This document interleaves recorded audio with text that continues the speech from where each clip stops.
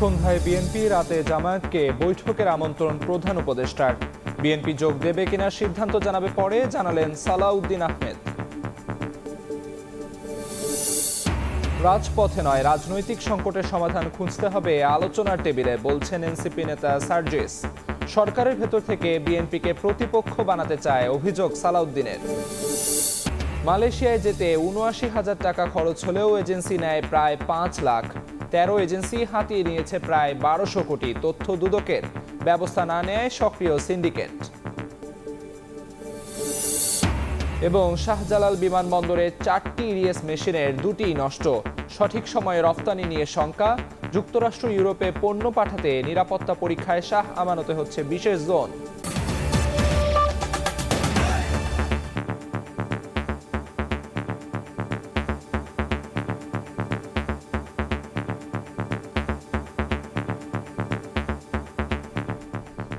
ভোরের সময়ের সঙ্গে আছি আমি আমিরুল ইসলাম আলিফ। দেশের চলমান রাজনৈতিক পরিস্থিতিতে বিএনপি ও জামায়াতে ইসলামীকে যমুনায় বৈঠকের জন্য আমন্ত্রণ জানিয়েছেন প্রধান উপদেষ্টা ডক্টর মোহাম্মদ ইউনূস। তবে বিএনপি আলোচনায় যোগ দেবে কিনা সেই সিদ্ধান্ত পরে জানানো হবে বলে জানিয়েছেন দলটির স্থায়ী কমিটির সদস্য সালাউদ্দিন আহমেদ। প্রধান উপদেষ্টার প্রেস উইং থেকে জানানো হয়েছে, আজ সন্ধ্যা 7:30টায় বিএনপি এবং রাত 8টায় জামায়াতের নেতাদের বৈঠকের জন্য আমন্ত্রণ জানিয়েছেন প্রধান উপদেষ্টা। বৃহস্পতিবার উপদেষ্টা পরিষদের বৈঠকে পদত্যাগের প্রসঙ্গ তোলেন ডক্টর মোহাম্মদ ইউনূস। এরপর থেকে নাটকীয় নানা ঘটনা প্রবাহে তোলপাড় রাজনৈতিক অঙ্গনে। চলমান রাজনৈতিক পরিস্থিতি নিয়ে বিএনপি ও জামায়াতের সঙ্গে প্রধান উপদেষ্টার আলোচনা হতে পারে বলে ধারণা করা হচ্ছে। ফ্যাসিবাদ বিরোধী রাজনৈতিক দলগুলোর মধ্যে অনৈক্যের সুর। প্রধান উপদেষ্টার পদত্যাগ করার গুঞ্জন নিয়েও চলছে আলোচনা সমালোচনা। এমন পরিস্থিতিতে এনসিপি নেতা সার্জিস আলম বলছেন, উদ্দেশ্য প্রণোদিতভাবেই তৈরি করা হয়েছে এমন পরিস্থিতি। রাজপথে নয়, সমস্যার সমাধান খুঁজতে হবে আলোচনার টেবিলে। তবে বিএনপির স্থায়ী কমিটির সদস্য সালাউদ্দিন আহমেদ বলছেন, সরকারের ভেতরের কেউ কেউ বিএনপিকে প্রতিপক্ষ বানাতে চায়। এদিকে রাজনৈতিক বিশ্লেষক বলছেন, সুনির্দিষ্ট রোডম্যাপ ছাড়া কাটবে না সংকট। হাসান ওয়ালির প্রতিবেদন। পরিস্থিতিতে জুলাই গণ অভ্যুত্থানের অন্যতম নায়ক ও এনসিপি নেতা সার্জিস আলম বলেন, জুলাইয়ের পক্ষের শক্তিদের রাজপথে নয়, সমস্যার সমাধান খুঁজতে হবে আলোচনার টেবিলে। জুলাই যেমন আমাদের ঐক্যের একটি জায়গা, ডক্টর ইউনূস আমাদের একটি ঐক্যের জায়গা। সকল রাজনৈতিক দলের এই সহযোগিতাটুকু করা প্রয়োজন যে একটা সুষ্ঠু নির্বাচনের আগে পর্যন্ত তাকে যেন তার কাজগুলো করার স্বাধীনতা দেওয়া হয়, এবং আমাদের যদি কোনো আলোচনা থাকে, কোনো বিষয়ে মত পার্থক্য থাকে, এগুলোর সমাধান ওই রাজপথে নয়, যমুনার আশেপাশে ব্লকেট করে নয়, বরং টেবিল ডিসকাশনের মাধ্যমে হওয়া উচিত। সরকারের ভেতরের একটি অংশ বিএনপিকে প্রতিপক্ষ বানাতে চায় অভিযোগ করে বিএনপির স্থায়ী কমিটির সদস্য সালাউদ্দিন আহমেদ বলেন, তাদের সঙ্গে প্রধান উপদেষ্টার দূরত্ব তৈরির চেষ্টাও করছে গোষ্ঠীটি। দলীয়ভাবে মানে প্রধান উপদেষ্টার সাক্ষাতের জন্য গত সোমবার রাত থেকে চেষ্টা করছি, কিন্তু আমরা ওনার সাক্ষাতের সময় পাইনি এখনো পর্যন্ত। তো সহযোগিতা কি আমরা করতে চাচ্ছি না, নাকি উনি সহযোগিতা চাচ্ছেন না, সেটা একটা প্রশ্ন। সরকারের মধ্যেই দুই একটি চক্র আছে, কর্নার আছে, যারা বিএনপিকে সরকারের প্রতিপক্ষ ভাবেন এবং তাদের কর্মকাণ্ডে সেটা দেখা গেছে। রাজনীতির মাঠে গুমট পরিস্থিতির চিন্তায় ফেলেছে রাজনৈতিক বিশ্লেষকদেরও। ঢাকা বিশ্ববিদ্যালয়ের এই শিক্ষক মনে করেন, সুনির্দিষ্ট নির্বাচনী রোডম্যাপ ঘোষণা ছাড়া কাটবে না আধার। অটোমেটিক দুর্বল হয়ে যাবে এই এজেন্ডাগুলো যখন আপনি নির্বাচনের সুনির্দিষ্ট ঘোষণাটা দিয়ে দিবেন। উপদেষ্টা পরিষদের 3 সদস্যের পদত্যাগ, ইশরাক হোসেনের দায়িত্ব গ্রহণ, সব কিছুই আপনার দুর্বল হয়ে যাবে। সংকট উত্তরণের জন্য এটা সবচেয়ে উত্তম পন্থা আলোচনা এবং চূড়ান্তভাবে নির্বাচন। জুলাই অভ্যুত্থানের শক্তির মধ্যে ফাটল ধরলে নতুন বাংলাদেশ বিনির্মাণের সুযোগ হাতছাড়া হওয়ার শঙ্কা বিশেষজ্ঞদের। হাসান ওয়ালি, সময় সংবাদ, ঢাকা। ভুল ত্রুটি দুর্বলতা থাকলেও অন্তর্বর্তী সরকারকে টিকিয়ে রাখতে সবাইকে দায়িত্বশীল ভূমিকা পালনের আহ্বান জানিয়েছেন জামায়াতে ইসলামের নায়েবে আমির সৈয়দ আবদুল্লাহ মোহাম্মদ তাহের। ডক্টর ইউনূসের বিকল্প না খুঁজে নির্বাচন পর্যন্ত ভালো মতো কাজ করতে দেওয়ার আহ্বান জানিয়েছেন এনসিপির উত্তরাঞ্চলের মুখ্য সংগঠক সার্জিস আলম। উদ্ভূত পরিস্থিতিতে বিতর্কিতদের বাদ দিয়ে উপদেষ্টা পরিষদ পুনর্গঠনের পরামর্শ দিয়েছেন এবি পার্টির সভাপতি মুজিবুর রহমান মঞ্জু। চিত্তে শপথ গ্রহণ করিতেছি যে প্রধান উপদেষ্টার পদত্যাগের গুঞ্জন হিট অব দ্য কান্ট্রিতে পরিণত হয়েছে। শুক্রবার জুড়ে বিভিন্ন অনুষ্ঠানে রাজনৈতিক দলের নেতাদের বক্তব্যে এ প্রসঙ্গ। জামাত ইসলামের নায়েবে আমির ডক্টর সৈয়দ আব্দুল্লাহ মোহাম্মদ তাহের বলেন, দেশকে স্থিতিশীল রাখতে ডক্টর মোহাম্মদ ইউনূস সরকারকে টিকিয়ে রাখতে হবে। জাতিকে অধ্যাপক ইউনূসের নেতৃত্বেই যে ইন্টারিম গভর্নমেন্ট আছে সেই গভর্নমেন্টকে টিকে রাখতে হবে। আপনার সুস্পষ্টভাবে একটি নির্বাচনের রোড ম্যাপ ঘোষণা করুন, কারণ সেটা না হলে মানুষের ভিতরে এক ধরনের অনিশ্চয়তা আছে। ডক্টর ইউনূসের বিকল্প না খুঁজে নির্বাচন পর্যন্ত কাজ করতে দেওয়ার আহ্বান জানিয়ে এনসিপির উত্তরাঞ্চলের মুখ্য সংগঠক সার্জিস আলম বলেন, উদ্ভূত সমস্যার সমাধান রাজপথে নয়, আলোচনার টেবিলে হওয়া উচিত। সকল রাজনৈতিক দলের এই সহযোগিতাটুকু করা প্রয়োজন যে একটা সুষ্ঠু নির্বাচনের আগে পর্যন্ত তাকে যেন তার কাজগুলো করার স্বাধীনতা দেওয়া হয়। এবি পার্টির সভাপতি বলেন, প্রধান উপদেষ্টার পদত্যাগ কোনো সমাধান নয়, তবে বিতর্কিত উপদেষ্টাদের সরিয়ে দিয়ে উপদেষ্টা পরিষদ ঢেলে সাজানোর পরামর্শ তার। পদত্যাগ কোনো সমাধান নয়, বরং আলাপ আলোচনার মাধ্যমে সকল পক্ষ আপনারা একটা সমঝোতামূলক সমাধানে আসুন। বিপ্লবী ওয়ার্কার্স পার্টির সাধারণ সম্পাদক সাইফুল হক বলেন, প্রশ্নবিদ্ধ হচ্ছে সরকারের নিরপেক্ষতা। আমরা কেউ দেখতে চাই না অন্তর্বর্তী সরকার ব্যর্থ হোক, বিপর্যয়ের মধ্যে পড়ুক, এবং প্রফেসর ইউনূসের নেতৃত্বে যে সরকার, সে সরকার অসম্মান নিয়ে সরকার যাক। আলাপ আলোচনার মাধ্যমে আগামী 1.5 মাসের মধ্যে নির্বাচনের রোডম্যাপ ঘোষণার দাবি এই নেতার। রায়দুল ইসলাম শুভ, সময় সংবাদ, ঢাকা। বিচার, সংস্কার ও গ্রহণযোগ্য নির্বাচনের সুস্পষ্ট রোডম্যাপ না থাকায় দেশে রাজনৈতিক অস্থিরতা তৈরি হয়েছে বলে মন্তব্য করেছেন গণসংহতি আন্দোলনের প্রধান সমন্বয়কারী জোনায়েদ সাকি। শুক্রবার সকালে জাতীয় প্রেস ক্লাবের সামনে শ্রমিক সমাবেশে মন্তব্য করেন তিনি। স্বৈরাচারের পতন হলেও দেশে ক্ষমতার ভারসাম্য প্রতিষ্ঠিত হয়নি অভিযোগ করে জোনায়েদ সাকি বলেন, নতুন বাংলাদেশ গড়তে হলে শ্রমিকদের অধিকার নিশ্চিত করতে হবে। সরকারকে শ্রমিকদের দাবির প্রতি মনোযোগী হওয়ার আহ্বান জানিয়ে শ্রম সংস্কার কমিশনের সুপারিশ দ্রুত বাস্তবায়নের দাবি জানান তিনি।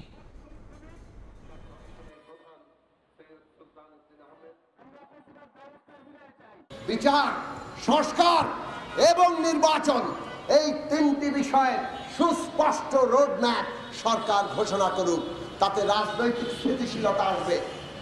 কিন্তু আমরা দেখলাম এই বিষয়ে সরকার নানা পক্ষের চাপে অথবা নানা কারণে যেভাবে সুস্পষ্ট রোডম্যাপে যাওয়া দরকার ছিল সেটা জাননি। আওয়ামী লীগের কার্যক্রম নিষিদ্ধ করার পর থেকে দেশে অস্থিতিশীলতা তৈরি করতে দিল্লি থেকে আবারও ছোঁয়া আঁকা হচ্ছে বলে অভিযোগ করেছেন এনসিপির আহ্বায়ক নাহিদ ইসলাম। শুক্রবার রাতে ফেসবুক স্ট্যাটাসে তিনি আরও লেখেন, গণতান্ত্রিক রূপান্তরকে বাধাগ্রস্ত করে আরেকটি 1/11 বন্দোবস্ত করার পাঁয়তারা চলছে। ফ্যাসিবাদ ও আধিপত্যবাদের বিরুদ্ধে সবাইকে ঐক্যবদ্ধ থাকার আহ্বান জানান নাহিদ ইসলাম। এর আগে বিকেলে ধানমন্ডিতে দলের যুব উইং জাতীয় যুব শক্তির সারা দেশের সংগঠকদের নিয়ে পরিচিতি ও সাধারণ সভায় তিনি বলেন, জুলাই ঘোষণাপত্র বাস্তবায়নের পথে যত বড় শক্তি বাধা হয়ে দাঁড়াক তা মোকাবেলা করা হবে। শুধু নির্বাচন নয়, অন্তর্বর্তী সরকার সংস্কার ও বিচার ব্যবস্থার পরিবর্তনের জন্য দায়িত্ব নিয়েছে জানিয়ে বন ও পরিবেশ উপদেষ্টা রিজওয়ানা হাসান বলেন, দায়িত্ব পালনে নানা প্রতিবন্ধকতা সৃষ্টি হচ্ছে। একদিনও এদিক সেদিক নয়, আগামী ডিসেম্বর থেকে জুনের মধ্যেই জাতীয় নির্বাচন অনুষ্ঠিত হবে বলেও জানান তিনি। এ সময় রিজওয়ানা হাসান বলেন, প্রধান উপদেষ্টা নতুন কোনো সিদ্ধান্ত নিলে নিজেই জানাবেন। শুক্রবার দুপুরে এক অনুষ্ঠান শেষে সাংবাদিকদের একথা বলেন পরিবেশ উপদেষ্টা। আমাদের 3টা মোটা দাগের দায়িত্ব এবং 3টাই কঠিন কঠিন দায়িত্ব। একটা দায়িত্ব হচ্ছে সংস্কার, একটা দায়িত্ব হচ্ছে বিচার, একটা দায়িত্ব হচ্ছে ইলেকশন। শুধুমাত্র ইলেকশন করবার জন্য তো আমরা দায়িত্বটা নিইনি, যেহেতু আরও 2টা দায়িত্ব আছে, আমরা সেগুলো আসলে পালন করতে পারছি কিনা। কারণ আমরা দায়িত্ব নেওয়ার পর থেকে যার যত রকম দাবি আছে সব দাবি নিয়ে তারা রাস্তায় বসে যাচ্ছে। প্রধান উপদেষ্টা যদি কোনো সিদ্ধান্ত নেন কোনো ব্যাপারে, আমি প্রথম থেকেই বলে এসেছি যে উনি একটা সময় দিয়েছেন, ডিসেম্বর থেকে জুনের মধ্যে নির্বাচন হবে। তার একদিনও এদিক সেদিক হওয়ার কোনো সুযোগ আমাদের পক্ষ থেকে নেই। আমরা তো আগের থেকেই বলছি যে আমরা ক্ষমতা নেইনি, দায়িত্বে আছি। এই দায়িত্বটা পালন করা তখনই আমাদের পক্ষে সম্ভব হবে যখন আমরা সকলের সহযোগিতা পাবো। এই যে প্রতিবন্ধকতাগুলো হচ্ছে আমাদের এই বড় দাগের 3টা দায়িত্ব পালন করার জন্য, এই প্রতিবন্ধকতাগুলোকে আমরা কিভাবে মোকাবেলা করব। যদি দায়িত্ব পালন করতে না পারি, আমাদের যার যার নিজস্ব অনেক কাজ আছে, তাহলে দায়িত্ব পালন করাটা আর প্রাসঙ্গিক থাকলো কিনা। দেশের প্রশ্নে জুলাইয়ের শক্তি সবসময় ঐক্যবদ্ধ, কোনো ষড়যন্ত্রই তা বিনষ্ট করতে পারবে না। শুক্রবার বিকেলে চট্টগ্রামে জুলাই ঐক্যের প্রতিবাদ সমাবেশে একথা বলেন বক্তারা। দ্রুত সময়ের মধ্যে জুলাই ঘোষণাপত্র দেওয়ার দাবিও জানান তারা।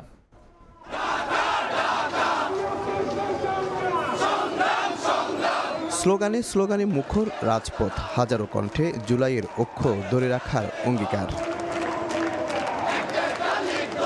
জুলাই ঐক্য বিনষ্টের ষড়যন্ত্র ও ভারতের আধিপত্যবাদের প্রতিবাদে শুক্রবার বিকালে চট্টগ্রামের আন্দরকিল্লা শাহী জামি মসজিদ থেকে বিক্ষোভ মিছিল বের করে জুলাই ঐক্য চট্টগ্রাম। পরে নগরীর প্রেস ক্লাবে সমাবেশে বক্তারা বলেন, স্বাধীন দেশে দিল্লির ষড়যন্ত্র রুখে দিতে জুলাইয়ের শক্তি সবসময় তৎপর। দিল্লির প্রেসক্রিপশন কিংবা ভারতীয় প্রেসক্রিপশন বা কোন দলীয় প্রেসক্রিপশনের বাংলাদেশ আর চলতে দেব না। যতদিন পর্যন্ত আমরা বেঁচে আছি ততদিন পর্যন্ত জুলাইকে ধ্বংস করা যাবে না। সমাবেশে বক্তারা অভিযোগ করেন, ফেসিবাদ ও আওয়ামী লীগের পুনর্বাসনের চেষ্টা করছে জুলাই বিরোধী শক্তি।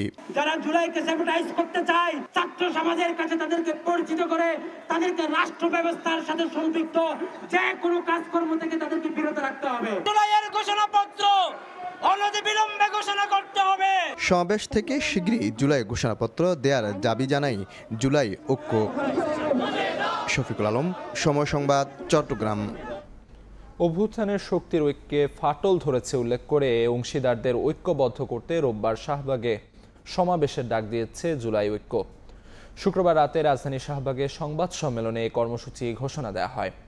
এ সময় সংগঠনটির নেতারা বলেন, রাজনৈতিক দলগুলো সহযোগিতা না করে সরকারকে গলা টিপে ধরেছে।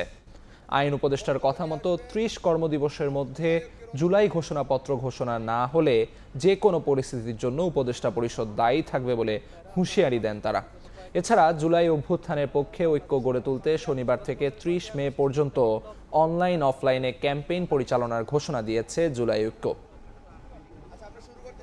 সরকারের যারা দোসর এখনো বাংলাদেশে আছেন, যারা বাংলাদেশে বিভিন্ন রাজনৈতিক দলগুলো সহযোগিতা না করে জুলাইয়ের সরকারকে গলা টিপে ধরেছে। আগামী 25শে মে রোববার বিকাল 3:30টায় জুলাইয়ের সমস্ত শক্তিকে ঐক্যবদ্ধ করে ভারতীয় ষড়যন্ত্র রুখে দিতে শাহবাগে আমরা প্রতিবাদ সমাবেশ করব। 24শে মে থেকে আগামী 30 তারিখ পর্যন্ত সারা দেশে সমস্ত জুলাইয়ের শক্তিদেরকে ঐক্যবদ্ধ করার জন্য অনলাইনে এবং অফলাইনে আমরা ক্যাম্পেইন চালাই। মালয়েশিয়ায় শ্রমিক পাঠাতে জনপ্রতি ৭৯,০০০ টাকা খরচ হলেও রিক্রুটিং এজেন্সিগুলো আদায় করে প্রায় ৫ লাখ টাকা। দুদক বলছে, বিগত সরকারের আস্থাভাজন ১৩টি এজেন্সি ৩ বছরে প্রায় ১২০০ কোটি টাকা আত্মসাৎ করেছে।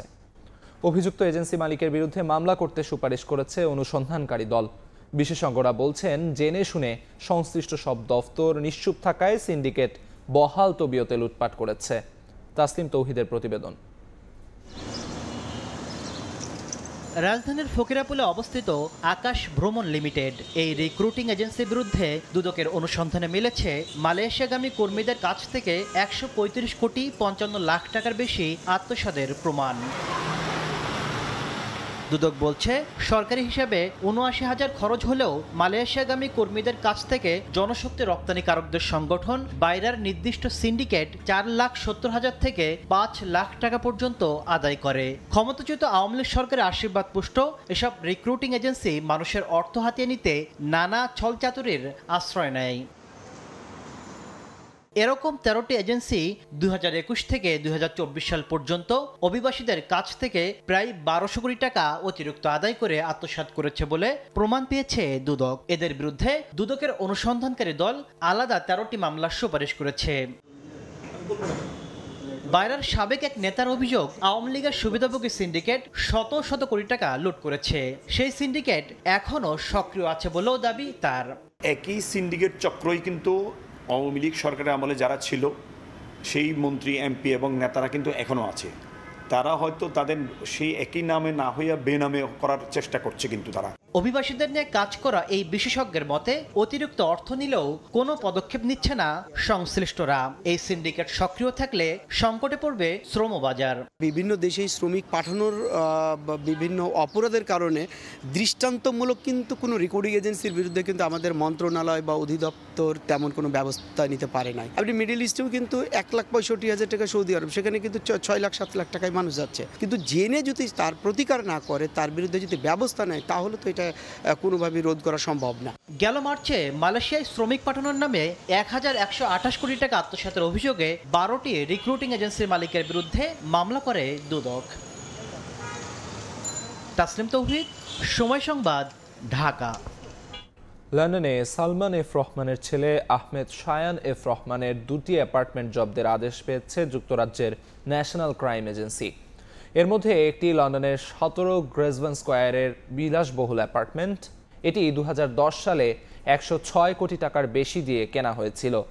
অন্য অ্যাপার্টমেন্টটি উত্তর লন্ডনের গ্রেশাম গার্ডেন্সে। এটি পরের বছর 19.5 কোটি টাকার বেশি দিয়ে কেনা হয়। বাংলাদেশে শেখ হাসিনা সরকারের বিভিন্ন গুরুত্বপূর্ণ ব্যক্তির বিরুদ্ধে দুর্নীতির অভিযোগের অনুসন্ধান চলার মধ্যে যুক্তরাজ্যে এ পদক্ষেপ নেওয়া হলো। দেশে রাজনৈতিক অস্থিরতা বিরাজ করলে কোনো উন্নয়নই টেকসই হবে না বলে সতর্ক করেছেন ব্যাংকার ও অর্থনীতিবিদরা। এজন্য রাজনৈতিক দলগুলোকে দূরদর্শী কৌশলে কাজ করার আহ্বান জানিয়েছেন তারা। শুক্রবার ঢাকা রেসিডেন্সিয়াল মডেল কলেজে আয়োজিত অর্থনীতি অলিম্পিয়াডে তারা একথা বলেন। অনুষ্ঠানে অর্থ উপদেষ্টা বলেন, সরকার অর্থনীতি সংস্কারে IMF এর চাপিয়ে দেয়া নীতি মেনে না নিলেও সংস্কার নিয়ে চাপে আছে। রপ্তানি আয় আর রেমিটেন্সে ভর করে ঘুরে দাঁড়াতে শুরু করেছে অর্থনীতি। বাড়ছে বিদেশি ঋণ শোধের পরিমাণ, সুশাসন ফিরতে শুরু করেছে ভেঙে পড়া ব্যাংকিং খাতে। ডলারের গতি প্রবাহ এখন অনেক ভালো, রেমিটেন্স বাড়ছে। রেমিটেন্স $1.7 বিলিয়ন মাসে নেমে যায়, আর এখন গত মাসের অ্যাভারেজ হচ্ছে $2.8 বিলিয়ন। তবে রাজনৈতিক অস্থিরতা বিরাজ করলে কোনো টেকসই উন্নয়নই হবে না বলে সতর্ক করেছেন ব্যাংকার ও অর্থনীতিবিদরা। শুক্রবার রাজধানীর রেসিডেন্সিয়াল মডেল কলেজে আয়োজিত অর্থনীতি অলিম্পিয়াডে অংশ নিয়ে ব্যক্তি ও বিশেষ গোষ্ঠীর স্বার্থ উদ্ধারে মনোযোগী না হয়ে দূরদর্শী কৌশলে রাজনৈতিক দলগুলোকে কাজ করার তাগিদ দেন গবেষণা প্রতিষ্ঠান CPDর নির্বাহী পরিচালক। যারা অর্থ দিয়ে ক্ষমতাসীন, যারা রাজনৈতিক সাথে সংযুক্ত, তারাই কিন্তু এই অর্থনীতির নীতি নির্ধারণের ক্ষেত্রে তাদের স্বার্থটাকে প্রাধান্য দেওয়া হয়েছে এবং যেই কারণে কিন্তু দেখছি যে আমরা একদিকে প্রবৃদ্ধি, অন্যদিকে বৈষম্য। এ সময় বিভিন্ন বিতর্কের জবাব দেন অর্থ উপদেষ্টা। জানান, অর্থনীতির সংস্কারে মেনে নেওয়া হয়নি আন্তর্জাতিক মুদ্রা তহবিল IMF এর চাপিয়ে দেওয়ার নীতি, তবে সংস্কার নিয়ে সরকার চাপে আছে বলেও মন্তব্য করেন তিনি। IMF ওয়ার্ল্ড ব্যাংকের কত কিছু কথাবার্তা বলে ফেলেন, সেটা দেখতে এখন সুখকর না, সেটা সাব অপটিমাল সলিউশন। আমরা দিয়েছি সেটা হয়তো পারি না, বা ওরা যে যেটা করতে যেত সেটা চাপিয়ে দিতে পারে না।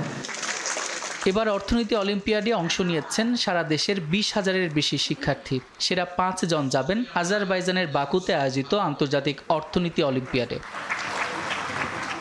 সাদিক হাসান ইমন, সময় সংবাদ, ঢাকা।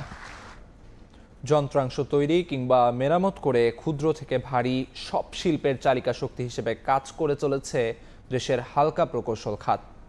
$6.5 ট্রিলিয়ন বিশ্ববাজারেও চাহিদা বাড়ছে এ খাতের নানা যন্ত্রাংশের। তবে কাঁচামাল আমদানিতে উচ্চ শুল্ক আর স্থানীয় শিল্পের সুরক্ষা না থাকায় সম্ভাবনা কাজে লাগাতে পারছেন না বলে দাবি এ খাতের উদ্যোক্তাদের। ক্রমবর্ধমান অর্থনীতিকে টেকসই করতে দেশের হালকা প্রকৌশল শিল্পকে নীতি সহায়তা দেওয়ার পরামর্শ দিচ্ছেন অর্থনীতিবিদরা। MSRFN-এর রিপোর্ট।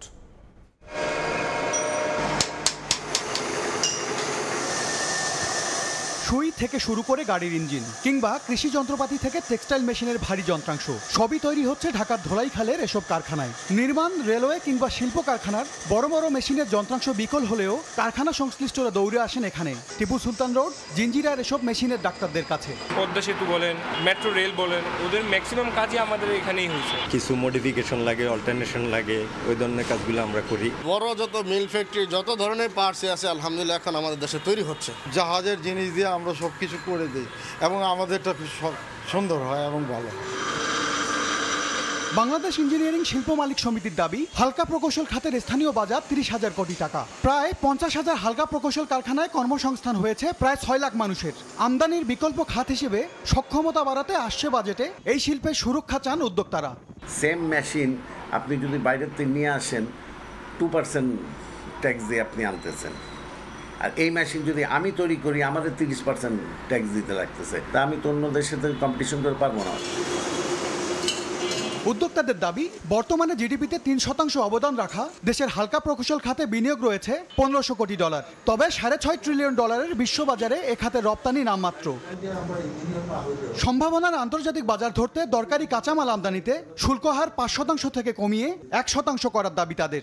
লাইট ইঞ্জিনিয়ারিং সেক্টরকে যদি আপনাকে ফ্লারিশ করতে হয়, উন্নয়নটা চান, এবং দেশে যদি আপনার আমদানি বিকল্প পণ্য উৎপাদন করতে চান, তাহলে এইগুলোর র মেটেরিয়ালগুলোর ডিউটি আপনি 1% করেন, আপনি ভ্যাট অব্যাহতি দিয়ে দেন।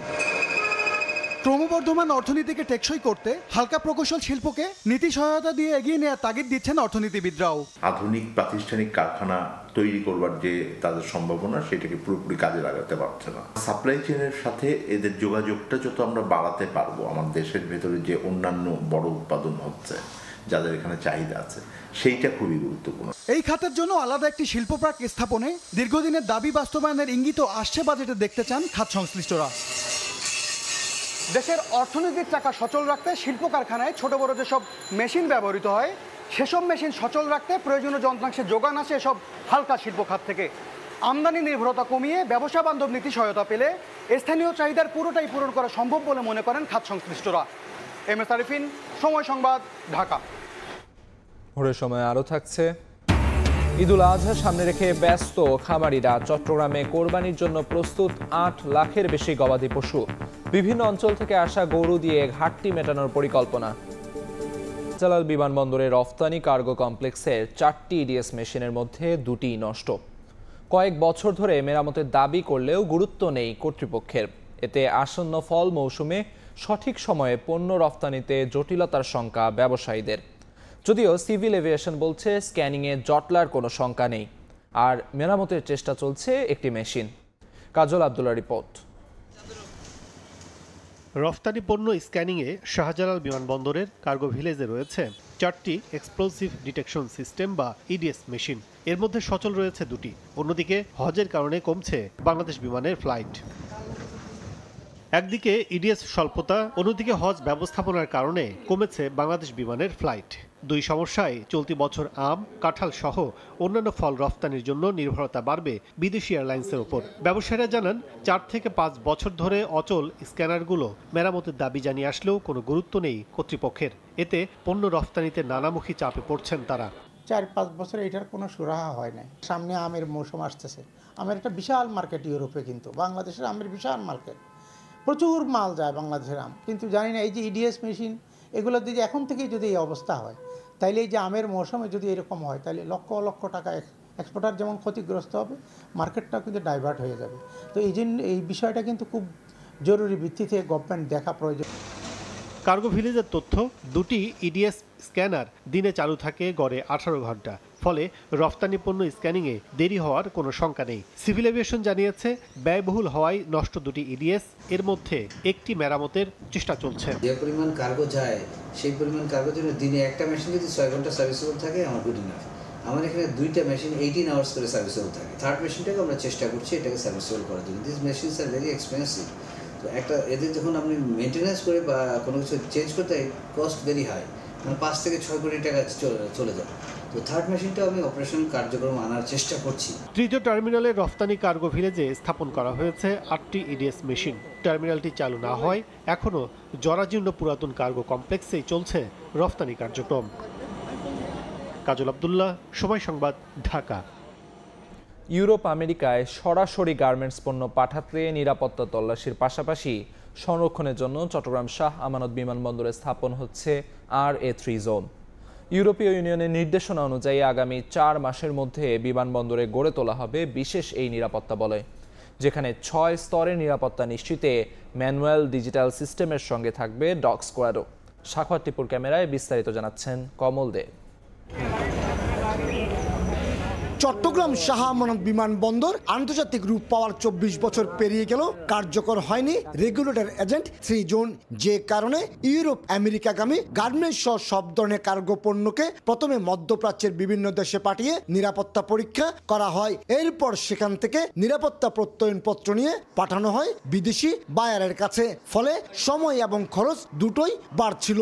আমরা চাই ঢাকার মতো চট্টগ্রাম বিমানবন্দরটাকেও যাতে এক্সপোর্টের জন্য একটা হাব হিসেবে ইউজ করা হয়। প্রথমত চট্টগ্রাম থেকে যেমন ডেডিকেটেড এয়ার শিপমেন্ট ব্যবস্থা নেই, তেমনি RA3 জোন না থাকায় এখানকার ব্যবসায়ীদের বিদেশি বায়ারের কাছে দ্রুত পণ্য পাঠাতে ছুটতে হয় ঢাকা বিমানবন্দরে। তবে ভারত বাংলাদেশের ট্রান্সশিপমেন্ট সুবিধা বাতিল করায় এখন চট্টগ্রামে RA3 জোন প্রতিষ্ঠা জরুরি হয়ে পড়েছে বলে দাবি ব্যবসায়ীদের।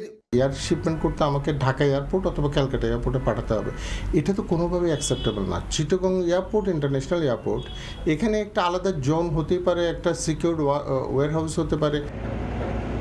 এই অবস্থায় ইউরোপীয় ইউনিয়নের সিকিউরিটি প্রোটোকল অনুযায়ী ইউরোপ আমেরিকার বিভিন্ন গন্তব্যে সরাসরি পণ্য পাঠাতে চট্টগ্রাম শাহ আমানত বিমানবন্দরে স্থাপন করা হচ্ছে RA3 জোন।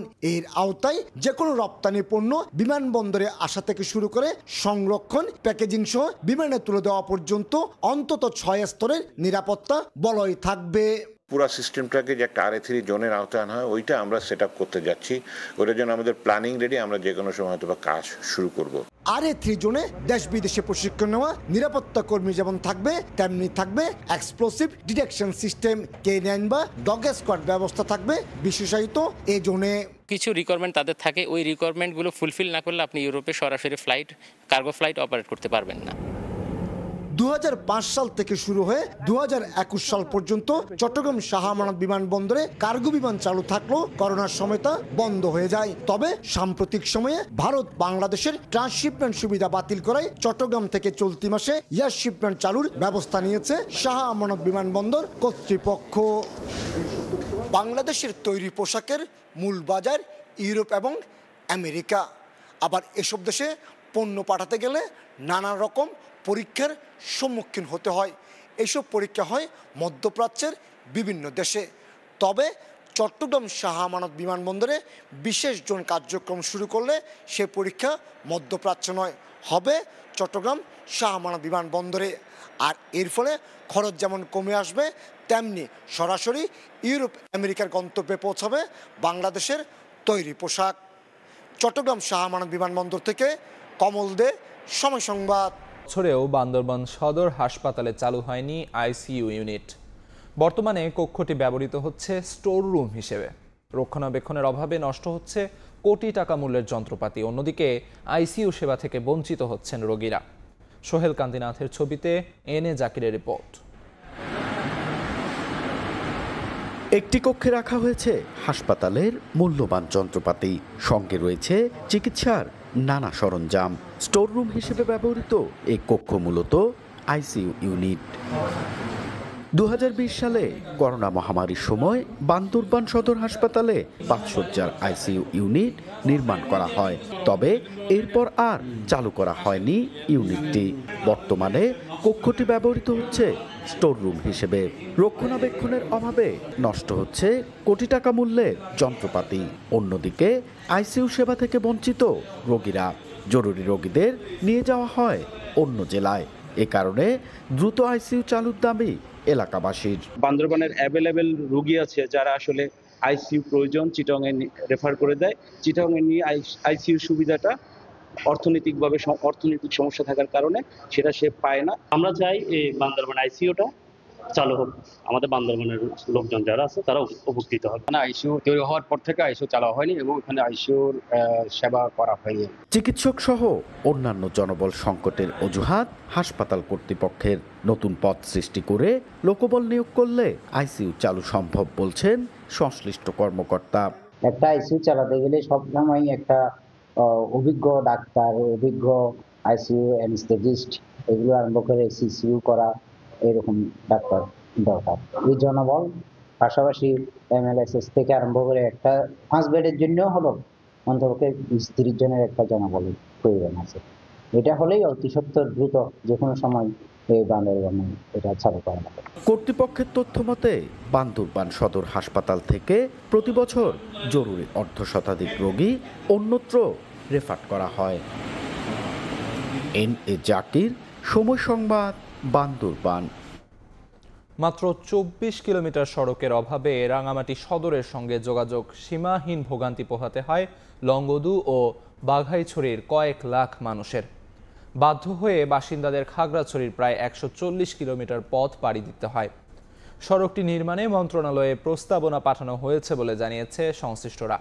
হেফাজত সবুজের তথ্য ও রাজীব দাস মুন্নার ছবিতে রিপোর্ট। পাহাড় ঘেঁষে এঁকে বেঁকে চলে গেছে পথ।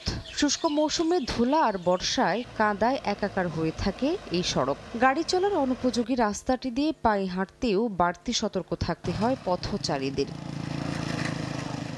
রাঙামাটি সদরের সঙ্গে লংগদু ও বাঘাইছড়ি উপজেলার যোগাযোগ সহজ করতে ৫ বছর আগে নানিয়ারচরে চেঙ্গি নদীর উপর শত কোটি টাকা ব্যয়ে সেতু নির্মাণ করা হয়। কিন্তু নানিয়ারচর টি&টি এলাকা থেকে লংগদু সদর পর্যন্ত প্রায় ২৪ কিলোমিটার সড়ক নির্মাণ না হওয়ায় কোনো কাজেই আসছে না সেতুটি। বাধ্য হয়ে লংগদু ও বাঘাইছড়ি উপজেলার কয়েক লাখ বাসিন্দাকে রাঙামাটি সদরে আসতে ঘুরতে হয় খাগড়াছড়ির ১৪০ কিলোমিটার পথ।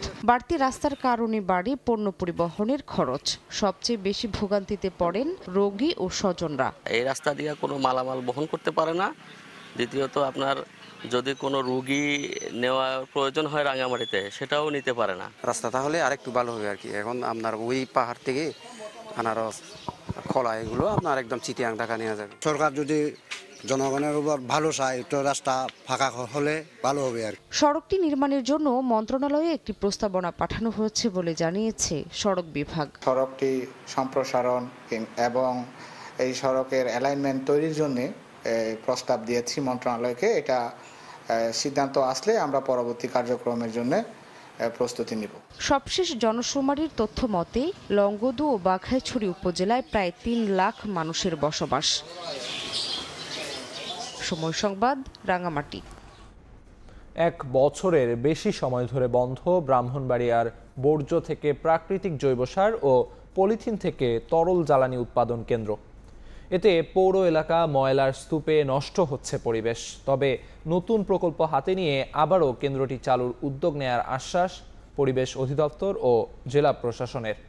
হৃদয় পালের ছবিতে উজ্জ্বল চক্রবর্তী রিপোর্ট। ব্রাহ্মণবাড়িয়া পৌরসভায় প্রতিদিন গড়ে অন্তত ১০০ টন বর্জ্য তৈরি হয়। পলিথিন ও পচনশীল বর্জ্য অপসারণ করতে গিয়ে পৌর কর্তৃপক্ষকে হিমশিম খেতে হয়। সমস্যার সমাধানে ২০২৩ সালের পৌরসভার ৬বাড়ি এলাকায় বর্জ্য থেকে জৈব সার এবং পলিথিন থেকে তরল জ্বালানি উৎপাদন কেন্দ্র স্থাপন করে পরিবেশ অধিদপ্তর। কিন্তু চালুর কয়েক মাসের মধ্যে কেন্দ্রটি বন্ধ হয়ে যায়। এতে ওই এলাকায় ময়লার স্তূপ জমে গেছে। পরিবেশ দূষণের পাশাপাশি বেড়েছে স্বাস্থ্য ঝুঁকি। এই গন্ধে আমার মনে হয় যে অক্সিজেন বন্ধ হয়ে আসছে। বৃষ্টিটা হলে এই সব দশ নাইমা রাস্তায় এসে পরে আমরা চলাফেরা করতে পারি না। বিয়াপতি তো ফিরে গেছে, এটার কারণে জায়গা বর্জ্য ব্যবস্থাপনার প্রয়োজনীয় অর্থ না দেওয়ায় প্রকল্পকে চালিয়ে যাওয়া সম্ভব হয়নি বলে মনে করেন স্থানীয় ঠিকাদাররা। আর তৎকালীন প্রকল্প সংশ্লিষ্টদের অসহযোগিতার অজুহাত পৌর কর্তৃপক্ষের। টোটাল বর্জ্যটা একটা বিনে থাকার ফলশ্রুতিতে শটিং করতে যে পরিমাণ খরচ হয়, ঠিকাদাররা এটা বহন করা কোনো অবস্থায় সম্ভবপর নয়। বিধায় যে ঠিকাদার ছিলেন ওনারা অনেক বড় অংশে একটা ডিফিসিট অর্থাৎ ঘাটতি দিয়ে ওনারা শেষ পর্যন্ত চলে যেতে হয়েছে। দুইটা টিম এখানে কাজ করছিলেন, কিছুদিন কাজ করে ওনারা আমাদেরকে না শিখে দিয়ে চলে গেছেন, যে কারণে এটা আপাতত বন্ধ আছে। তবে নতুন প্রকল্প হাতে নিয়ে আবারও কেন্দ্রটি চালুর বিষয়ে উদ্যোগ নেওয়ার আশ্বাস পরিবেশ অধিদপ্তর ও জেলা প্রশাসনের। পৌরসভা যদি এটা ফাংশনাল করতে না পারে, তাহলে আমাদের আবার প্রজেক্ট ডিরেক্টরের সাথে কথা বলে এই প্রজেক্টটা এক্সটেনশন করা যায় কিনা সেটা আলোচনা করতে হবে। আমরা যোগাযোগ করছি যে এই প্রজেক্টটা যাতে পুনরায় চালু করা যায় কিনা, এ বিষয়ে পরিবেশের অধিদপ্তরের সাথে আমাদের কথা হয়েছে। কেন্দ্রটি নির্মাণে ব্যয় ধরা হয়েছে ১,২৯,৫১,৯০০ টাকা। উজ্জ্বল চক্রবর্তী, সময় সংবাদ, ব্রাহ্মণবাড়িয়া। অনিন্দ সুন্দর দ্বীপ, নেই কোলাহল, নেই চিরচেনা ব্যস্ততা। বলছি প্রবাল দ্বীপ সেন্ট মার্টিনের কথা। পরিবেশ রক্ষায় গত মার্চ থেকে প্রবাল দ্বীপ সেন্ট মার্টিনে বন্ধ পর্যটক যাতায়াত। এতে দ্বীপের ছেনাদিয়া ও ডিয়ার মাথা খ্যাত মিনি সুন্দরবন ফিরে পেয়েছে নতুন প্রাণ। তবে সাগরে মাছ শিকার কিংবা পর্যটন ঘিরে যাদের জীবিকা, সেসব মানুষ আছেন চরম সংকটে। সেন্ট মার্টিন ঘুরে এসে মোহাম্মদ ফরাজের ক্যামেরায় বিস্তারিত জানাচ্ছেন সুজাউদ্দিন রুবেল। প্রবালদ্বীপ সেন্ট মার্টিন নানা অনিয়মের কারণে হুমকির মুখে ছিল এখানকার পরিবেশ। অন্য সময় বছরে পর্যটকদের জন্য খোলা থাকত 5 মাস। এই মৌসুম থেকে মাত্র 3 মাসের জন্য খোলা রাখার সিদ্ধান্ত সরকারের। সে অনুযায়ী 1 ফেব্রুয়ারি থেকে 9 মাসের জন্য পর্যটক নিষিদ্ধ করা হয়। সেন্ট মার্টিনের মিনি সুন্দরবন দ্বীপের সবচেয়ে আকর্ষণীয় স্থান এটি। পাতুরু সৈকত জুড়ে ম্যানগ্রোভ জাতীয় উদ্ভিদে ভরপুর এ স্থান। স্থানীয় নাম দিয়ার মাথা, যেখানে এখন জন্মাচ্ছে নতুন নতুন গাছ। উপরে সবুজের সমারোহ, নিচে পাথর আর সমুদ্রের ছোট ছোট ঢেউ। জোয়ার ভাটার 2 রূপ এই বনের। জোয়ারের পানিতে যেন এক টুকরো সবুজের দ্বীপ, আর ভাটা হলে পাথরের গায়ে যেন আটকে গেছে অনেক তরতাজা গাছ। স্থানীয়রা বলছেন ছেড়া দ্বীপ কিংবা মিনি সুন্দরবনে জীববৈচিত্র্য পেয়েছে নতুন প্রাণ। এটা আল্লাহ দেব এমন একটা জায়গা, ডিলি জায়গাগুলো হলো চেস হয়ে যায়, পরিবেশগুলো উন্নত মানের হয়ে যায়। সেটার পাশে আপনি সুন্দরবন আছে, সুন্দরবন হচ্ছে আপনার ফবাল আছে, অনেক সুন্দর সুন্দর ফবাল আছে। তবে কষ্টে আছেন দ্বীপের বাসিন্দারা। দ্বীপের শত শত পরিবার জীবিকার অনিশ্চয়তায় দিশেহারা। নেই কাজকর্ম, দরজা বন্ধ হোটেল, কটেজ ও রেস্তোরাঁগুলোর। আবার মরার উপর খাড়ার গা। সাগরে মাছ শিকারে 58 দিনের নিষেধাজ্ঞা। এতে বিপাকে জেলে পরিবারগুলো।